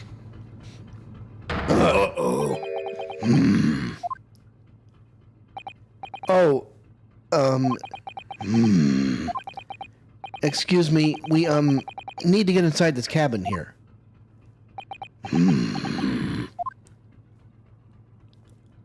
The sailor's eyes speak volumes. They're clearly saying, keep out. That's what I wrote on the sign we put over the wardrobe doors. Although this man's version is definitely more effective. It doesn't look like he's going to let us pass. That's a problem. Well, if you're stuck. Well, hang on. What do you think this is? It's a very pleasing shape, isn't it? That's the emergency alarm. It's probably best not to touch it. Oh, an alarm. It says, press only in times of emergency. It looks as though it sets alarm bells ringing all over the ship and brings the vessel to a complete stop. Oh, this I have to see. What are you doing, Naruhodo-san? You mustn't touch it. This is an emergency situation. Just look at these handcuffs. You know full well that's not what the alarm is for. If you were to bring this vessel to a standstill for no good reason, you'd be in an even worse situation. Wish everything would just stop. This ship included. If you have to do something foolish, at least make it something that doesn't affect anyone else. Well, let's see. Let me see if I can talk to Homeboy here. Yeah, the big The big lug. Excuse me, but can I ask you something? You little stowaway murderer. That wasn't a good start, was it? All right, let me try instead. Good day, Mr. Sailor. I'm so sorry to trouble you, but could I perhaps ask something of you? You little third-class ladies' maid? What the fuck? Oh, We seem to have caught the sailor on a bad day, Susato-san. I am not a sailor. My mother gave me name. I am Senior Crewman Biff Stroganoff. yeah, Biff nice. Stroganoff. Get it? Yep. Get it? Yeah. Beef tips and noodles, everyone. Best thing is just to avoid eye contact, I think. Mr. Stroganoff, about this first-class cabin area? Here we are in finest part of Boreas steamship for very important persons. What sort of very important persons? Government officials, kings and queens traveling in secret. Many important persons. That is why I am always guarding this place. Gosh, that's amazing. But somehow I let stupid stowaway inside. I want to pick you up and throw you in ocean. But Stroganov is not animal. Thank you. If I may, I was wondering, is the cabin next to Mr. Asogi's currently occupied? Duh. Duh. Duh. Susato-san, did you understand that? It sounded like, duh. I think it's probably Russian for yes. Or no? Genius. It is not permitted to visit other cabins without invitation. Huh? Well, Well, it sounds like there's somebody in the next door cabin at least. yes, it's tantalizing. All right, okay. Right past. Let's talk about last night real quick. Are you in watch here all the time, Seaman Stroganoff? Duh, all time. So criminals like you cannot come in or get out. I wonder, could you tell us anything about last night at all? It is sad about student boy. Were you on watch last night as well? Of course. And did you notice anything at the time? Anything unusual? Yet. Susada-san, did you understand that? It was clearly, no. I saw nothing unusual. Nothing at all. You didn't hear any strange noises? Or sense anything was wrong in some way? Huh? Look at his face. I said niet! Sorry! I'm not so sure. I could have sworn that he wouldn't catch my eye for a moment there. Could you tell us who's traveling in the cabin next to Mr. Asogi's? His name is Mr. Grimesby Roylott. He's very important Western gentleman. Western gentleman? Do not think about it. He has nothing to do with murder of student boy. How can you be so sure about that? Mr. Roylott is authentic Western gentleman. Such a man would have no interest in lowly student from insignificant Far East Islands. That was harsh. Could you tell us when Mr. Roylott came aboard? That is not your business. Come to think of it, even though we've been at sea for 2 weeks now, and I'm in Kazuma's cabin the entire time, I've never once heard anything from the next door cabin, or even felt like there's anyone there. Well, presumably, since this gentleman is occupying one of the first-class cabins, he must be rather important. Is that right? That is not your business. Okay. This is enough. I cannot say more now. Oh, it is time for me to report to Captain. You must return to cabin. Yes, all right. Bulkhead to second class area is staying locked at all times. You escape when the lobster whistles on top of the mountain. Or as English say, when the pigs fly. Yes, I understand. Good. Now we can investigate this area properly, shall we? Definitely. Who the heck said we were going to follow what he had to say? Knock, knock, bitches. We're going in. This is it. This is the cabin next to ours. The one the ventilator connects to. Yes, the ventilator from which Kazuma-sama wrote that he saw a speckled band emerging. Maybe whoever's in this cabin can help solve that particular mystery. Let's ask. Knock, knock, knock. No answer. We're out of luck, it seems. There's no one in there to help with our inquiries. How annoying. Ah! What was that? It came from inside the cabin. Such a high-pitched scream. It must have been a woman. Stand aside. Stand aside. Stand aside. I'm about to break the door down. Mr. Sholmes. I shan't be stopped. When the fit is on me, when the fit is on me, I revel in kicking doors off their hinges. Please, wait, Mr. Sholmes. The door doesn't appear to be bolted. It doesn't? And how the deuce can I dispatch this muscular urge? What prey can I kick? I think we should go in. There's no time to think about stress relief. 9th of January, SS Buria, first class cabin number 2. Huh. Who are you? A Western gentleman? This man looks Russian to me. We heard a woman scream. A woman? Don't be absurd. As you can see, there's nobody but me in this cabin. True, this old man does appear the only person in here. And in that case, who just screamed? Get out, all of you, now!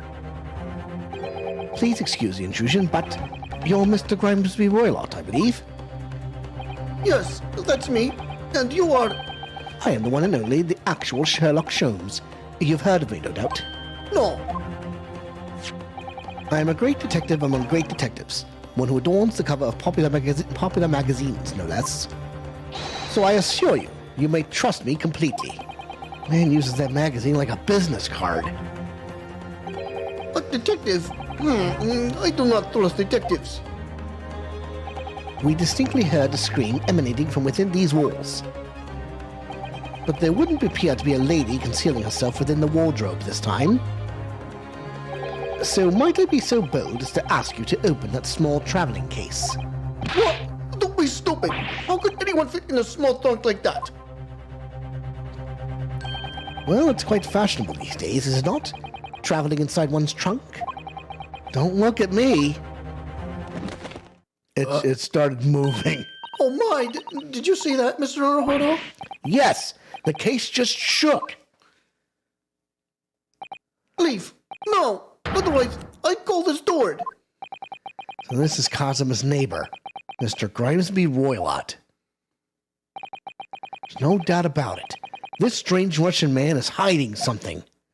Who says he's a man? I couldn't agree more. Let's see if we can find some clues before that burly sailor returns.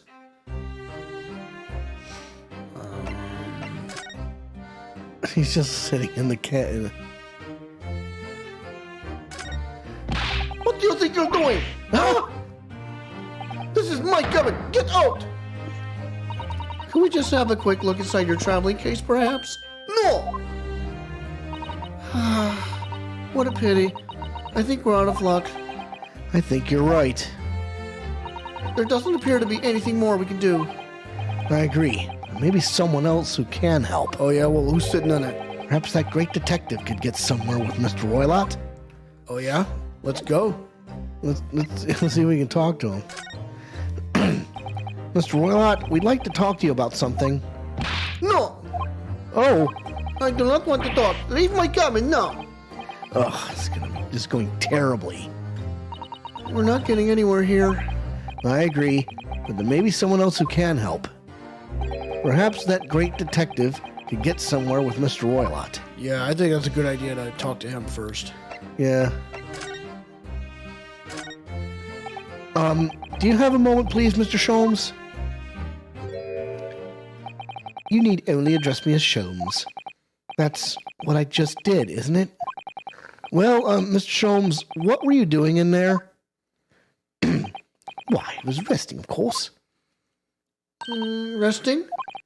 Indeed, I was contemplating our sea voyage from the confines of the wardrobe whilst waiting for the inevitable time that you would need to call my great powers of deduction into service. Oh! And it would seem that the hour is upon us now. The time has come. Am I mistaken? Well, no, actually. You're spot on, for once. Observe closely. Our Russian host is in this cabin. Mr. Roylott is clearly trying to hide something. And do you know what is the most effective weapon to use against a Russian hiding a secret? Why? The truth, of course. Though it should be pointed out that such methods are not exclusively for the Russians. Right. Can you imagine how the Russian will react when the secret he guards so closely is exposed? Would you like to witness it? Oh yes, please. Well then, what you are about to see may well astound you.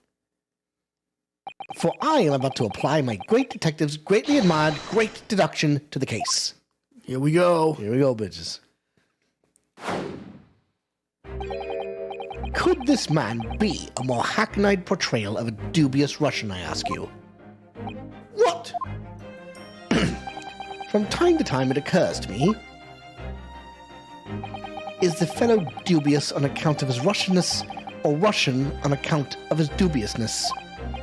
I really don't think either of those things should be occurring to you or anyone. That's right. And Mr. Sholmes? I know this man's beard and dark glasses are hard to ignore, especially on first meeting, but I once read, it is a capital mistake to theorize before you have all the evidence. It biases the judgment. Shh, I must have complete silence. What are you doing?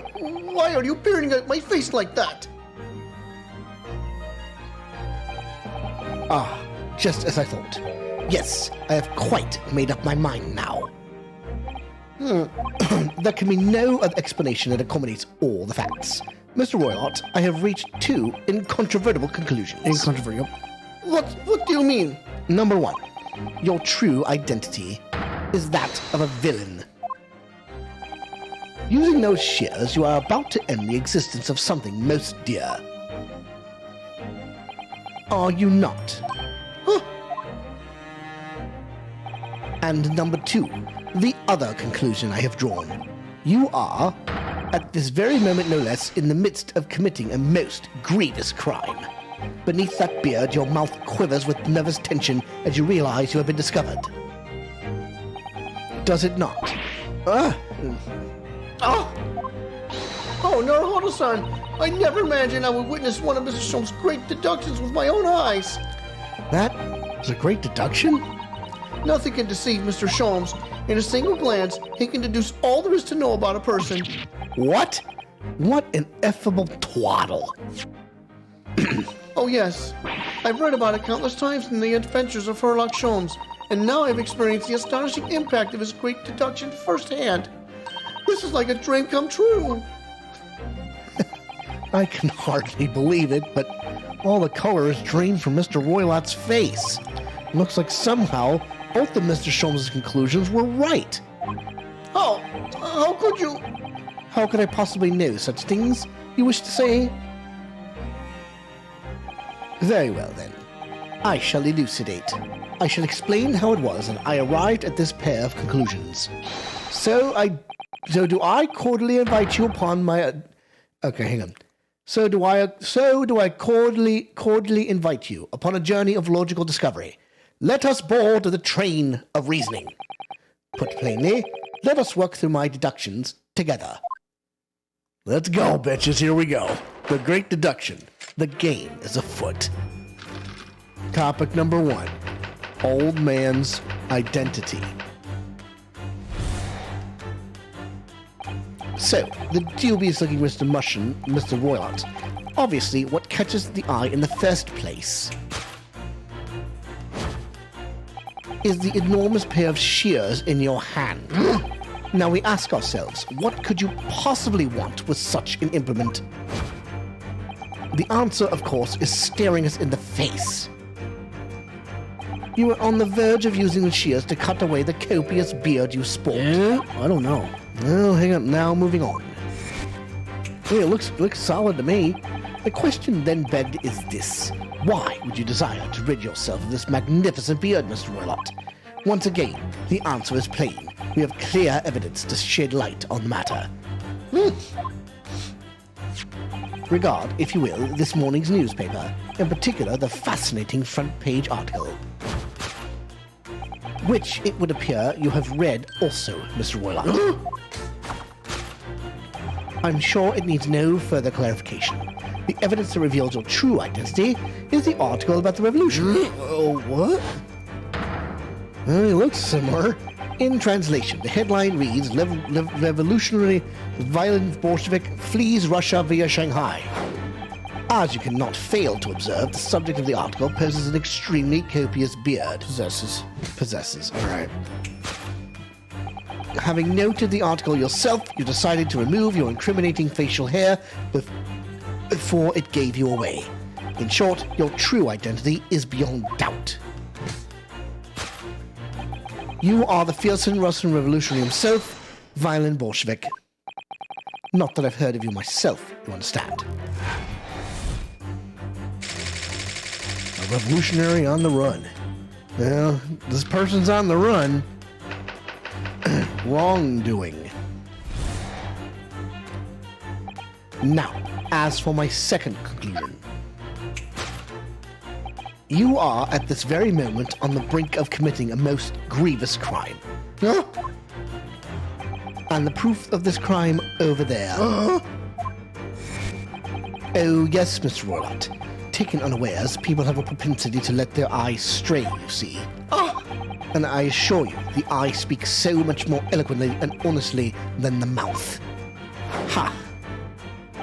The answer we seek lies where the furtive glance falls. The proof of your crime sits before our very eyes. Yes, that traveling case. Oh, I don't know. It is time, I think, that the case be opened and its contents laid bare. No, I refuse. What could you possibly be concealing inside, we ask? By my estimation, a young lady, perhaps. One slight enough to fit therein. Don't be absurd. And what, pray, would be the identity of this young lady in the traveling case? Dear me, you're not well suited to a life of crime, are we? Your careless coup d'oeil betrays you. Once again, we need only follow your furtive glance to find the answer. Ha! Yes, the reason you refuse to open your traveling case can be equally be found in the pages of this news. I don't know. For there is another, most stimulating article. If we turn from the fleeing revolutionary to the back page. Ha! Renowned prima ballerina of the Novovich Ballet disappears from Shanghai. Such a headline can lead us to but one conclusion. Your crime is that of abduction. And according to the article, the young lady's name is Nikolina Pavlova. Kidnapping of a young ballerina. I don't think so. Well, let's find out. I mean, it makes sense when you look at it from the surface. Thus concludes Herlock Sholmes' great deduction of this Russian enigma. Elementsky. I like that. Elementsky. Elementskys.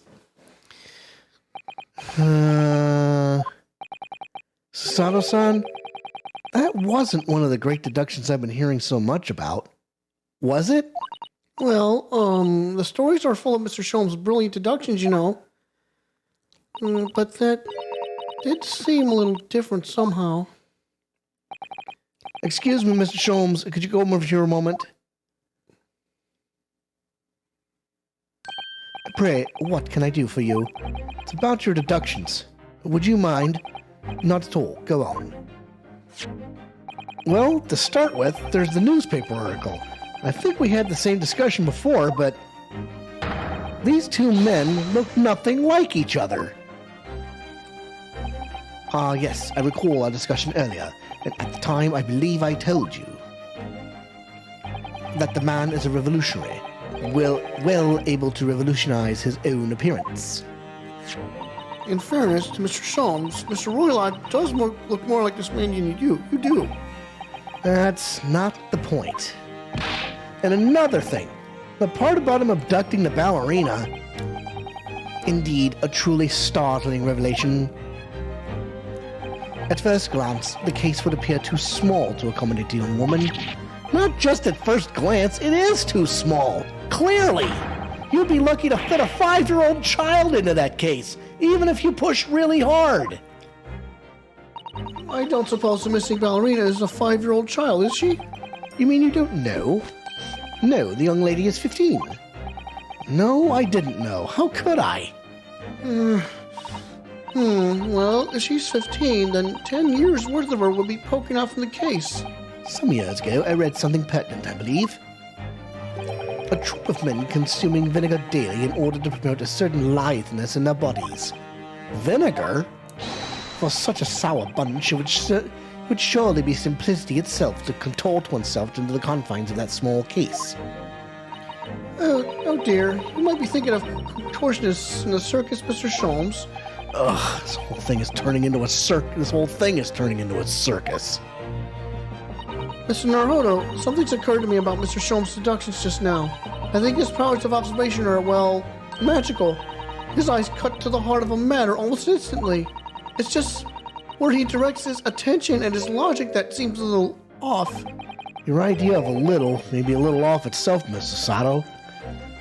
It's just one or two key words in his deductions that seem to let him down. So I was wondering if we might perhaps tactically switch them for alternatives. What do you think? Switch some keywords in his deductions. Yes, but very tactfully. I feel sure if we could do that, we'd unlock the true genius of Mr. Sholmes' great deduction. Precisely the thought that was going through my own mind. This man is a lot of work. At times, I wonder how anyone puts up with me. It's not that funny. Ah, and you, my good fellow. Sorry. Take a moment to look at your wrists. My wrists? What the? Where are your handcuffs? Huh? How did... I felt they may hinder your ability to follow me in our dance of deduction. I don't believe it. Mr. Sholmes, you are a marvel. And don't worry, I shall restore the shackles to your wrists when we are finished. I'm not worried. In fact, I'd rather stay like this. So, let us begin. Sherlock Sholmes is proud to present his logic and reasoning spectacular. Let's go. Course correction. Hold it, Mr. Sholmes. Topic 1, Old Man's Identity. Revolutionary on the run. So, the dubious-looking Mr. Roylott, obviously what catches the eye in the first place is the enormous pair of shears in your hand. Now, we must ask ourselves, what could you possibly want with such an implement? The answer, of course, is staring us in the face.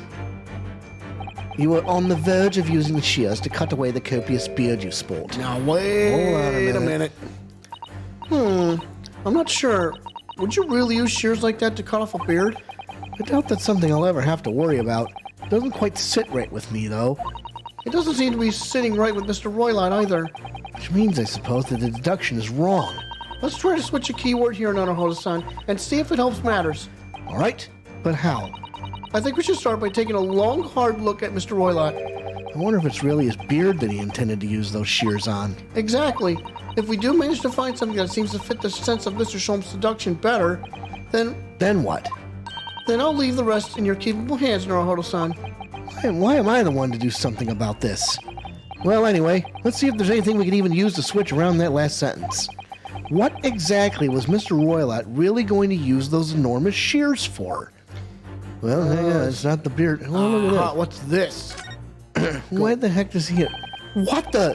What's this? It looks like a cascade of stunning golden locks. No, the color is not the point. The point is, what's it doing on the back of Mr. Roylott's head? And how is it growing out from underneath its thick black hair? Well, yes, that's true. So it's stunningly beautiful and stunningly surprising. Something's definitely not right here. Well, so present it. Yes! Huh. Hoopah!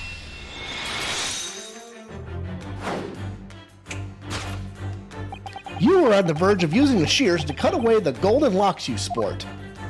Indeed, you have identified the precise detail I was intending to expose. Such lush golden hair certainly does not befit an old man.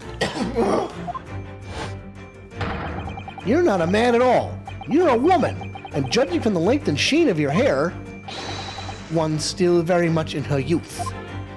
Oh no! If only I had managed to cut off my hair, no one would have suspected. The question then begged is this: why would you desire to rid yourself of these magnificent locks? Once again, the answer is plain.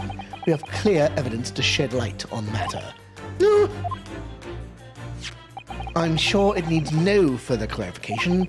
The evidence that reveals your true identity is the article about the revolutionary. Not necessarily. I don't think so. Well, that was a shock. I had no idea that old man was really a young woman in disguise. Did you? What? Why are you staring at me like that?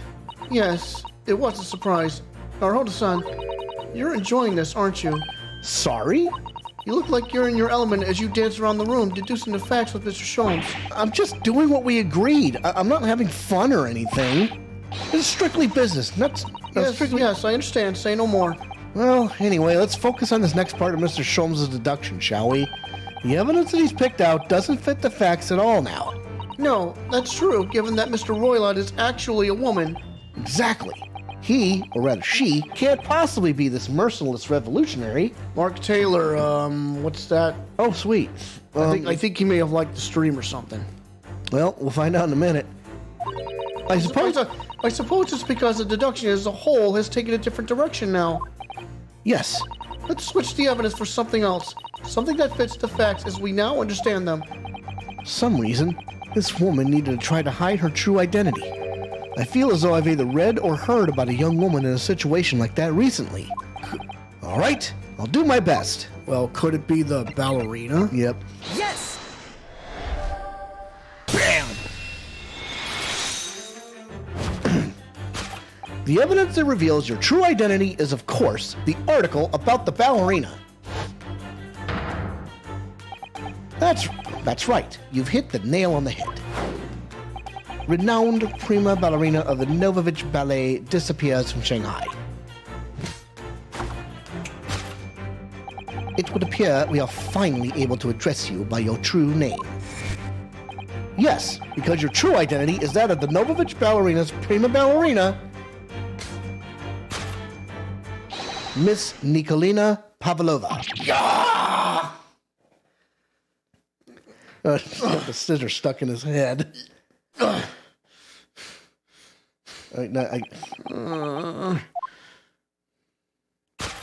Okay. See that? Beard. That's right. Glasses.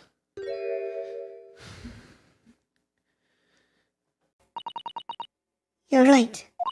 My real name is Nikolina Pavlova. But please, I beg you, don't tell anyone. A ballerina on the run. That's right. Saul. Next. Now, what was she about to do, though? Well, you're about to find out. Now, as for my second conclusion. You are, at this very moment, on the brink of committing a most grievous crime. And the proof of this crime over there. Oh, yes, Miss Pavlova. Taken unawares, people have a propensity to let their eyes stray, you see. And I assure you, the eye speaks so much more eloquently and honestly than the mouth. Ha! The answer we seek lies where the furtive glance falls. The proof of your crime sits before our very eyes. Yes, that traveling case. Now hold on a minute. This woman is the ballerina, and she's right in front of our eyes. So clearly she can't be inside that traveling case as well. No, that's right. It seems she wasn't abducted at all. In which case, what is the crime this young woman is apparently committing? I think I know what's going on. So you have to step in and fix the great detective's mistake again. You seem to look pleased, Miss Naruhodo-san. Do you like the idea of another chance to just dance around with Mr. Sholmes? Stop it. Anyway, there must be something else here that shows what this woman is up to. Look to your, Oh. What could it be? Let's look at that. Wow. Look at this dazzling tiara. I've never seen anything like it. Are those real diamonds, do you think? Oh, Naruhodo-san, try it on. What? Me? Isn't it usually girls who wear tiaras? Wouldn't you like to try it on? Oh no, I couldn't possibly. It's far too beautiful. Why does this tiara look familiar? I feel like I've seen it somewhere recently. The article, perhaps. Yeah. Well, what else is there? I mean, What about that tray, waste paper basket? what's in here? The waste paper basket? Let's have a little look inside. Naruhodo-san, it's poor etiquette to go stifling through someone's rubbish, you know. Ugh, those eyes. She's looking at me like I'm a piece of rubbish. Looking at me like I'm a piece of rubbish now. However, these are special circumstances, I think. Exactly. We have no choice. There's hardly anything in here at all. Oh, well, that's a little disappointing. All right, Well, so, it's either the traveling case. or it's not the traveling case. No, but it's the tiara. I'm thinking. I'm gonna shoot my shot. But okay, I'm gonna put it on story mode. But I'm guessing it's the tiara. Yep. Ding. Yes!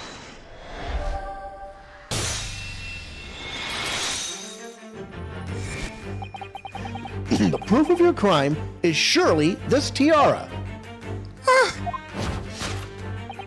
I believe this tiara is worn on stage by dancers in the Novovich Ballet, is it not? Indeed, it would appear to be identical to the tiara pictured here in this newspaper article. And if the reporting is to be believed, it is an item worth 20,000 rubles. In summary,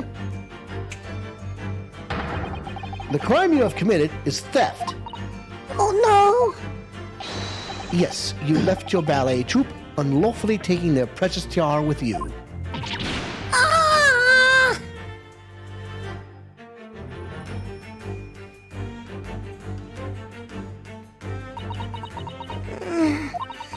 I have no one, no family, no friends. I am all alone, and I need money. But I did not steal the tiara. It was a present from, how do you say, an Earl of Prussia? It belongs to me. This girl's only 15 years old, and she's run away all by herself. She must have been extremely lonely.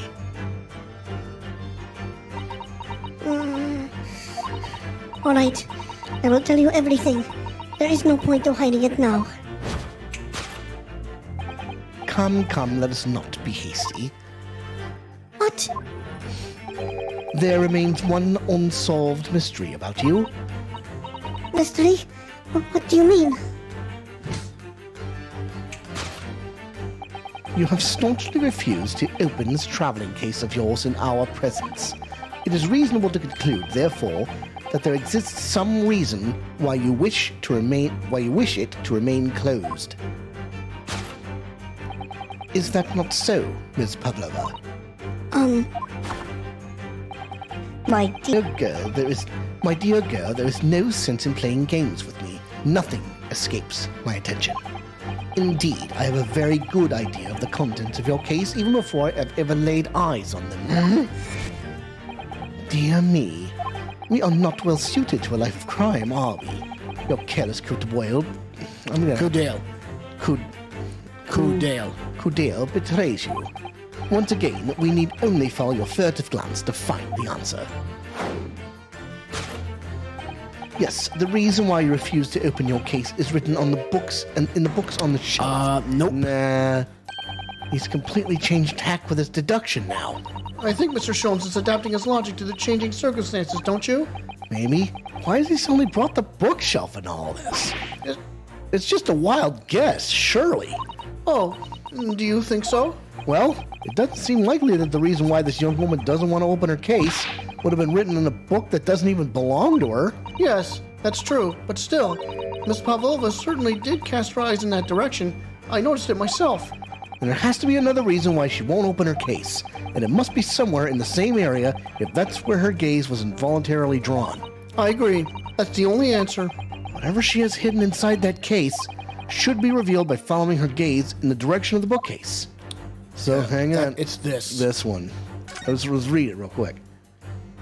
These are the rules of passage for travel aboard the SS Buria. Passengers must not keep weapons or other dangerous objects in their cabins. Pets are also strictly forbidden. It was exactly the same notice in our cabin, too. I wonder what happens if you break the rules. Oh dear, I'm sure the punishment will be severe, Naruhodo-san. You'd probably be left adrift in the freezing cold ocean, or shut inside a tiny wardrobe for days on end. So I've actually been serving time for weeks now, have I? Yes! Ha!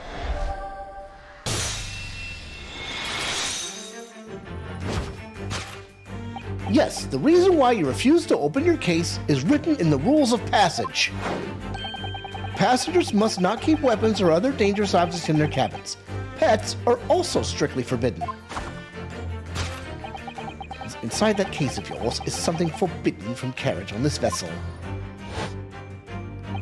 That is the real reason why you refuse to open it, thus revealing its contents.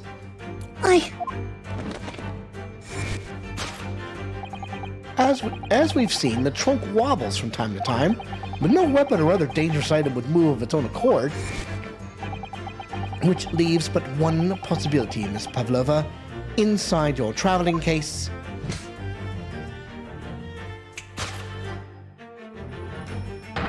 is the last item listed as forbidden in the vessel's rules of passage a pet.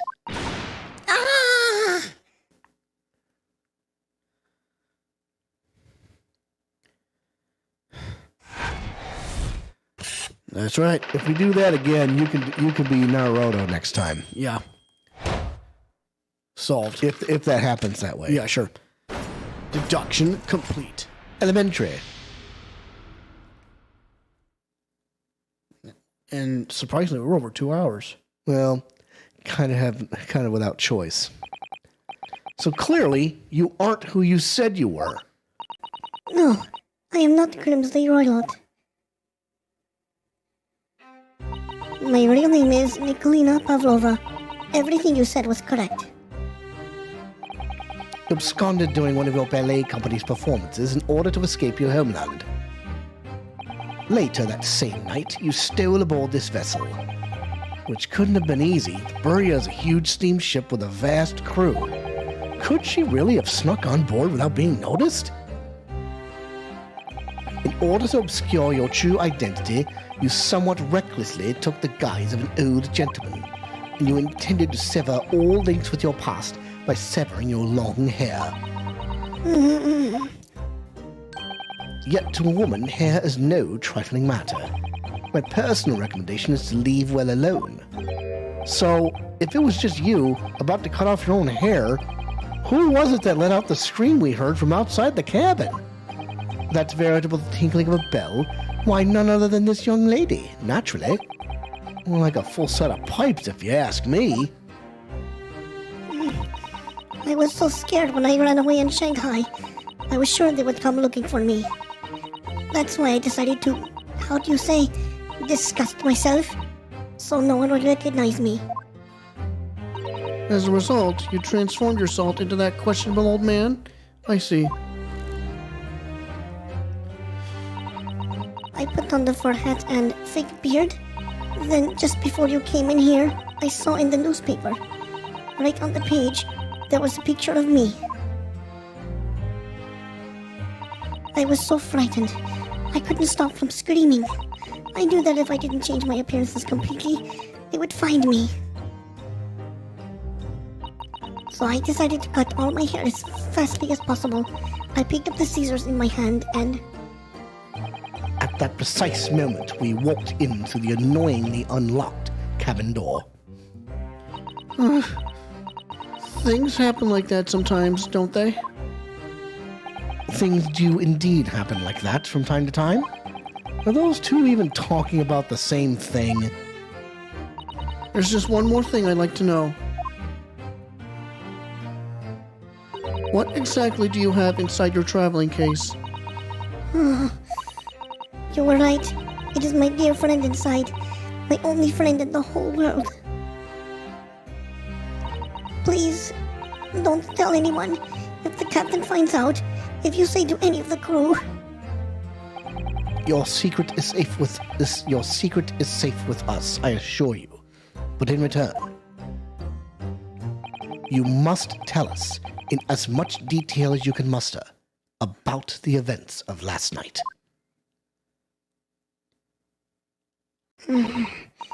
Yes. All right. I will tell you. Well, Mr. Naruhodo? Wasn't it something Mr. Sholmes' great deduction? It was certainly something, yes. I'm just not entirely sure what. But at least Miss Pavlova has agreed to tell us what she knows. That's incredible. Indeed, it is incredible. Ah, and one more thing. Oh, yes? What? Observe your wrists. My... Oh, your hands are cuffed again. What? But how? True to my word, I have restored your shackles. When? Why? There's still a shadow of guilt cast over you, Mr. Naruhodo. I'm sorry to say, it can't be helped at the moment. Can it? Really? Anyway, let's listen to what Miss Pavlova has to say. I can't go on not knowing. I have to find out what the speckled band that Kazuma-sama wrote about in his diary really was. Well, all right, let's talk to her. What are we waiting for? Let's do it. What are we waiting for? Happened last night. Did you know someone that was killed in the cab? Did you know that someone was killed in the cabin next door to this one last night? One of the crewmen told me this morning when I was eating breakfast. The man who died is a friend of mine. Oh, That's why we're trying to find out what happened. Did you notice anything unusual last night? Perhaps you heard a strange noise, for example. Perhaps people talking? Perhaps the ship was absorbed in a wild tempest. Perhaps its steam engine exploded. Perhaps everyone on board would have noticed if that had happened. Miss Pavlova, is there anything you can tell us? I don't know. I'm sorry. But all I could think about last night was what I had done and whether they could find me. I didn't notice anything that was happening around me. Oh, I see. Running away. You've run away from your ballet company, haven't you? The Novovich Ballet? Yes. I am traveling to Great Britain, and from there, I want to go to America. I will never dance again.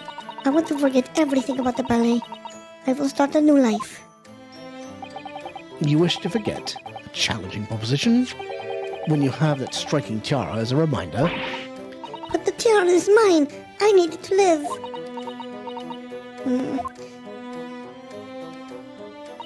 I have no money of my own. The Novovich Ballet gives us only a little food and water, and we must dance all over the world. I had to run away. I had no choice. If I stayed, it would have killed me. So you ran away to protect yourself? Yes, and the crew of the ship, they have all been kind to me. They let me come on board, and they said I could hide in this cabin. If that is indeed the truth, Miss Pavlova, it creates a most intriguing conundrum. Yes, it does. What do you think about it, Mr. Naruhodo? Me? Oh, well, yes, of course. I think we should hear Miss Pavlova's explanation. To what conundrum, I'm not sure. But... Conundrum. Miss Pavlova, allow me to pose you a riddle. According to this newspaper, it was only yesterday that you absconded from the ballet.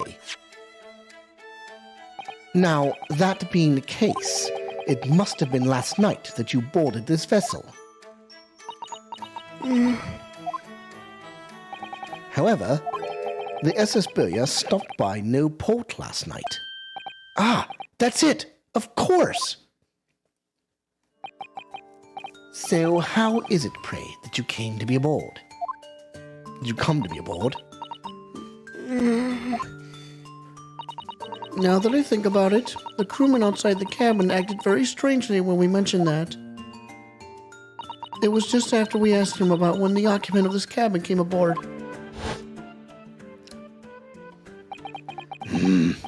That is not your business. Yes, you're right. He did seem to be hiding something.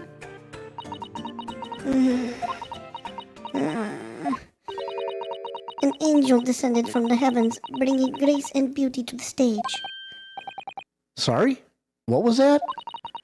It is how the Russian newspapers described one of my performances. And that is how I came here too. I descended from the heavens, because I am an angel. Considering English isn't your mother tongue, your description is very vivid. Mr. Sholmes once said, I never can resist a touch of the dramatic. It seems Miss Pavlova is the same. A genius descended from the heavens, bringing grace and beauty to detection. Words once said about myself. A quote from a wonderfully extravagant advertisement for the adventures of Sherlock Sholmes, in fact. Yes, Mr. Showy. Anyway, it doesn't look like Miss Pavlova is going to tell us what really happened. Friend. So the friend you mentioned is inside your traveling case, is that right? I don't think animals are allowed on board according to the rules of passage. Oh, please, don't tell any of the crew. If they found my precious... Then the burly Russians would bestir themselves in unison to throw you and your case overboard, no doubt. Ah! So reassuring, Mr. Sholmes. But what sort of pet is your friend? A little puppy? It is, isn't it? Maybe an adorable little rabbit. Ha! You credit Russia as a land with small rabbits, do you? Oh, don't they have small rabbits there? Don't they have small rabbits there, then? You may well ask. I have no idea. You two are miserable bunglers when it comes to understanding the nature of young ballerina's friends. Isn't it obvious it must be a chicken? What? No, it can't be. Really? Consider the benefits. A rousing wake-up call, daily fresh eggs, and when adversity strikes, it could satisfy the needs of sustenance. So you eat your friends. Remember that.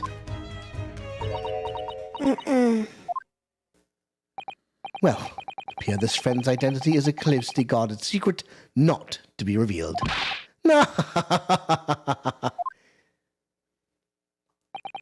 She obviously doesn't quite trust us yet. There's something I should like to show her, I think. Maybe she might be able to shed some light on it. All right, let's take a look. What would we present? I think it's that about that article. This one or that one? That one. All right. Miss Pavlova, about this article. It looks so beautiful, like a fairy. I'm scared. If my picture is in the newspapers... You poor girl. She's so young. Just 15 years old. For her to have to run away all by herself. She must have felt very, very alone. All right, let me see. The diary? Yeah, I'll try it. This is the diary of my friend who passed away. His diary? Yes, and he wrote in it last night before he died. Something a little unusual. It reads, 1:23 a.m. I can hear a faint whistling sound. And then a few minutes later, 1:35 a.m. What looks like some sort of speckled band is dangling from the ventilator grill. A speckled band? I don't understand. It's strange, isn't it? But the ventilator he mentions joins to this cabin, you see?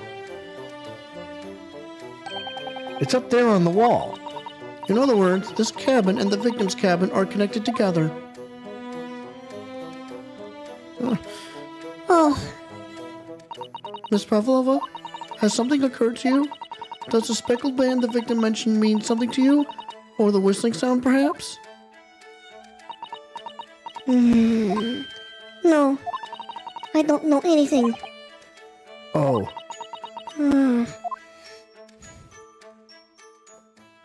All right, well, I'm not going to get much more out of her. Uh-oh. Excuse me, Mr. Roylott. Yes, what? What the hell? Wow, she's fast.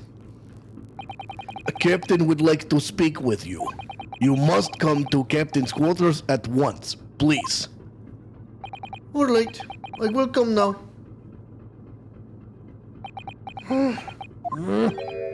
What? You must leave. Now. Oh, no, it's fine. Don't mind us. Yes, please, don't worry yourself, Mr. Roylott. Get out! The passenger said out. Or do you want me to throw you out? Ugh.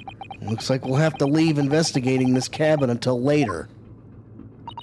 What a pity. Oh, boy.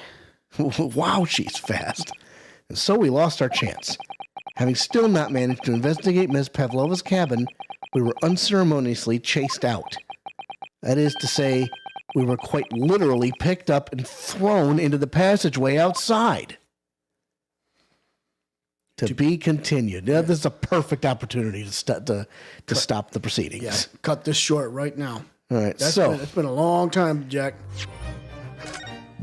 There's so much more to this. You have no idea. Yep. Okay, so, ladies and gentlemen, I'm hoping that you were able to enjoy yourselves tonight. Let's go back to intermission and show you our lovely faces. So, what could possibly be going on? Who is this friend of the young lady? And what is just... I mean, I hate to rip you off, Package, but what the heck is going on here? Exactly my point. Well, you're going to have to find out next week on Voice Acting. Next Wednesday, 8 p.m. So, I'm the Cannonball Alex Steele. I am the Package Andrew Steele. We are the Steel Brothers.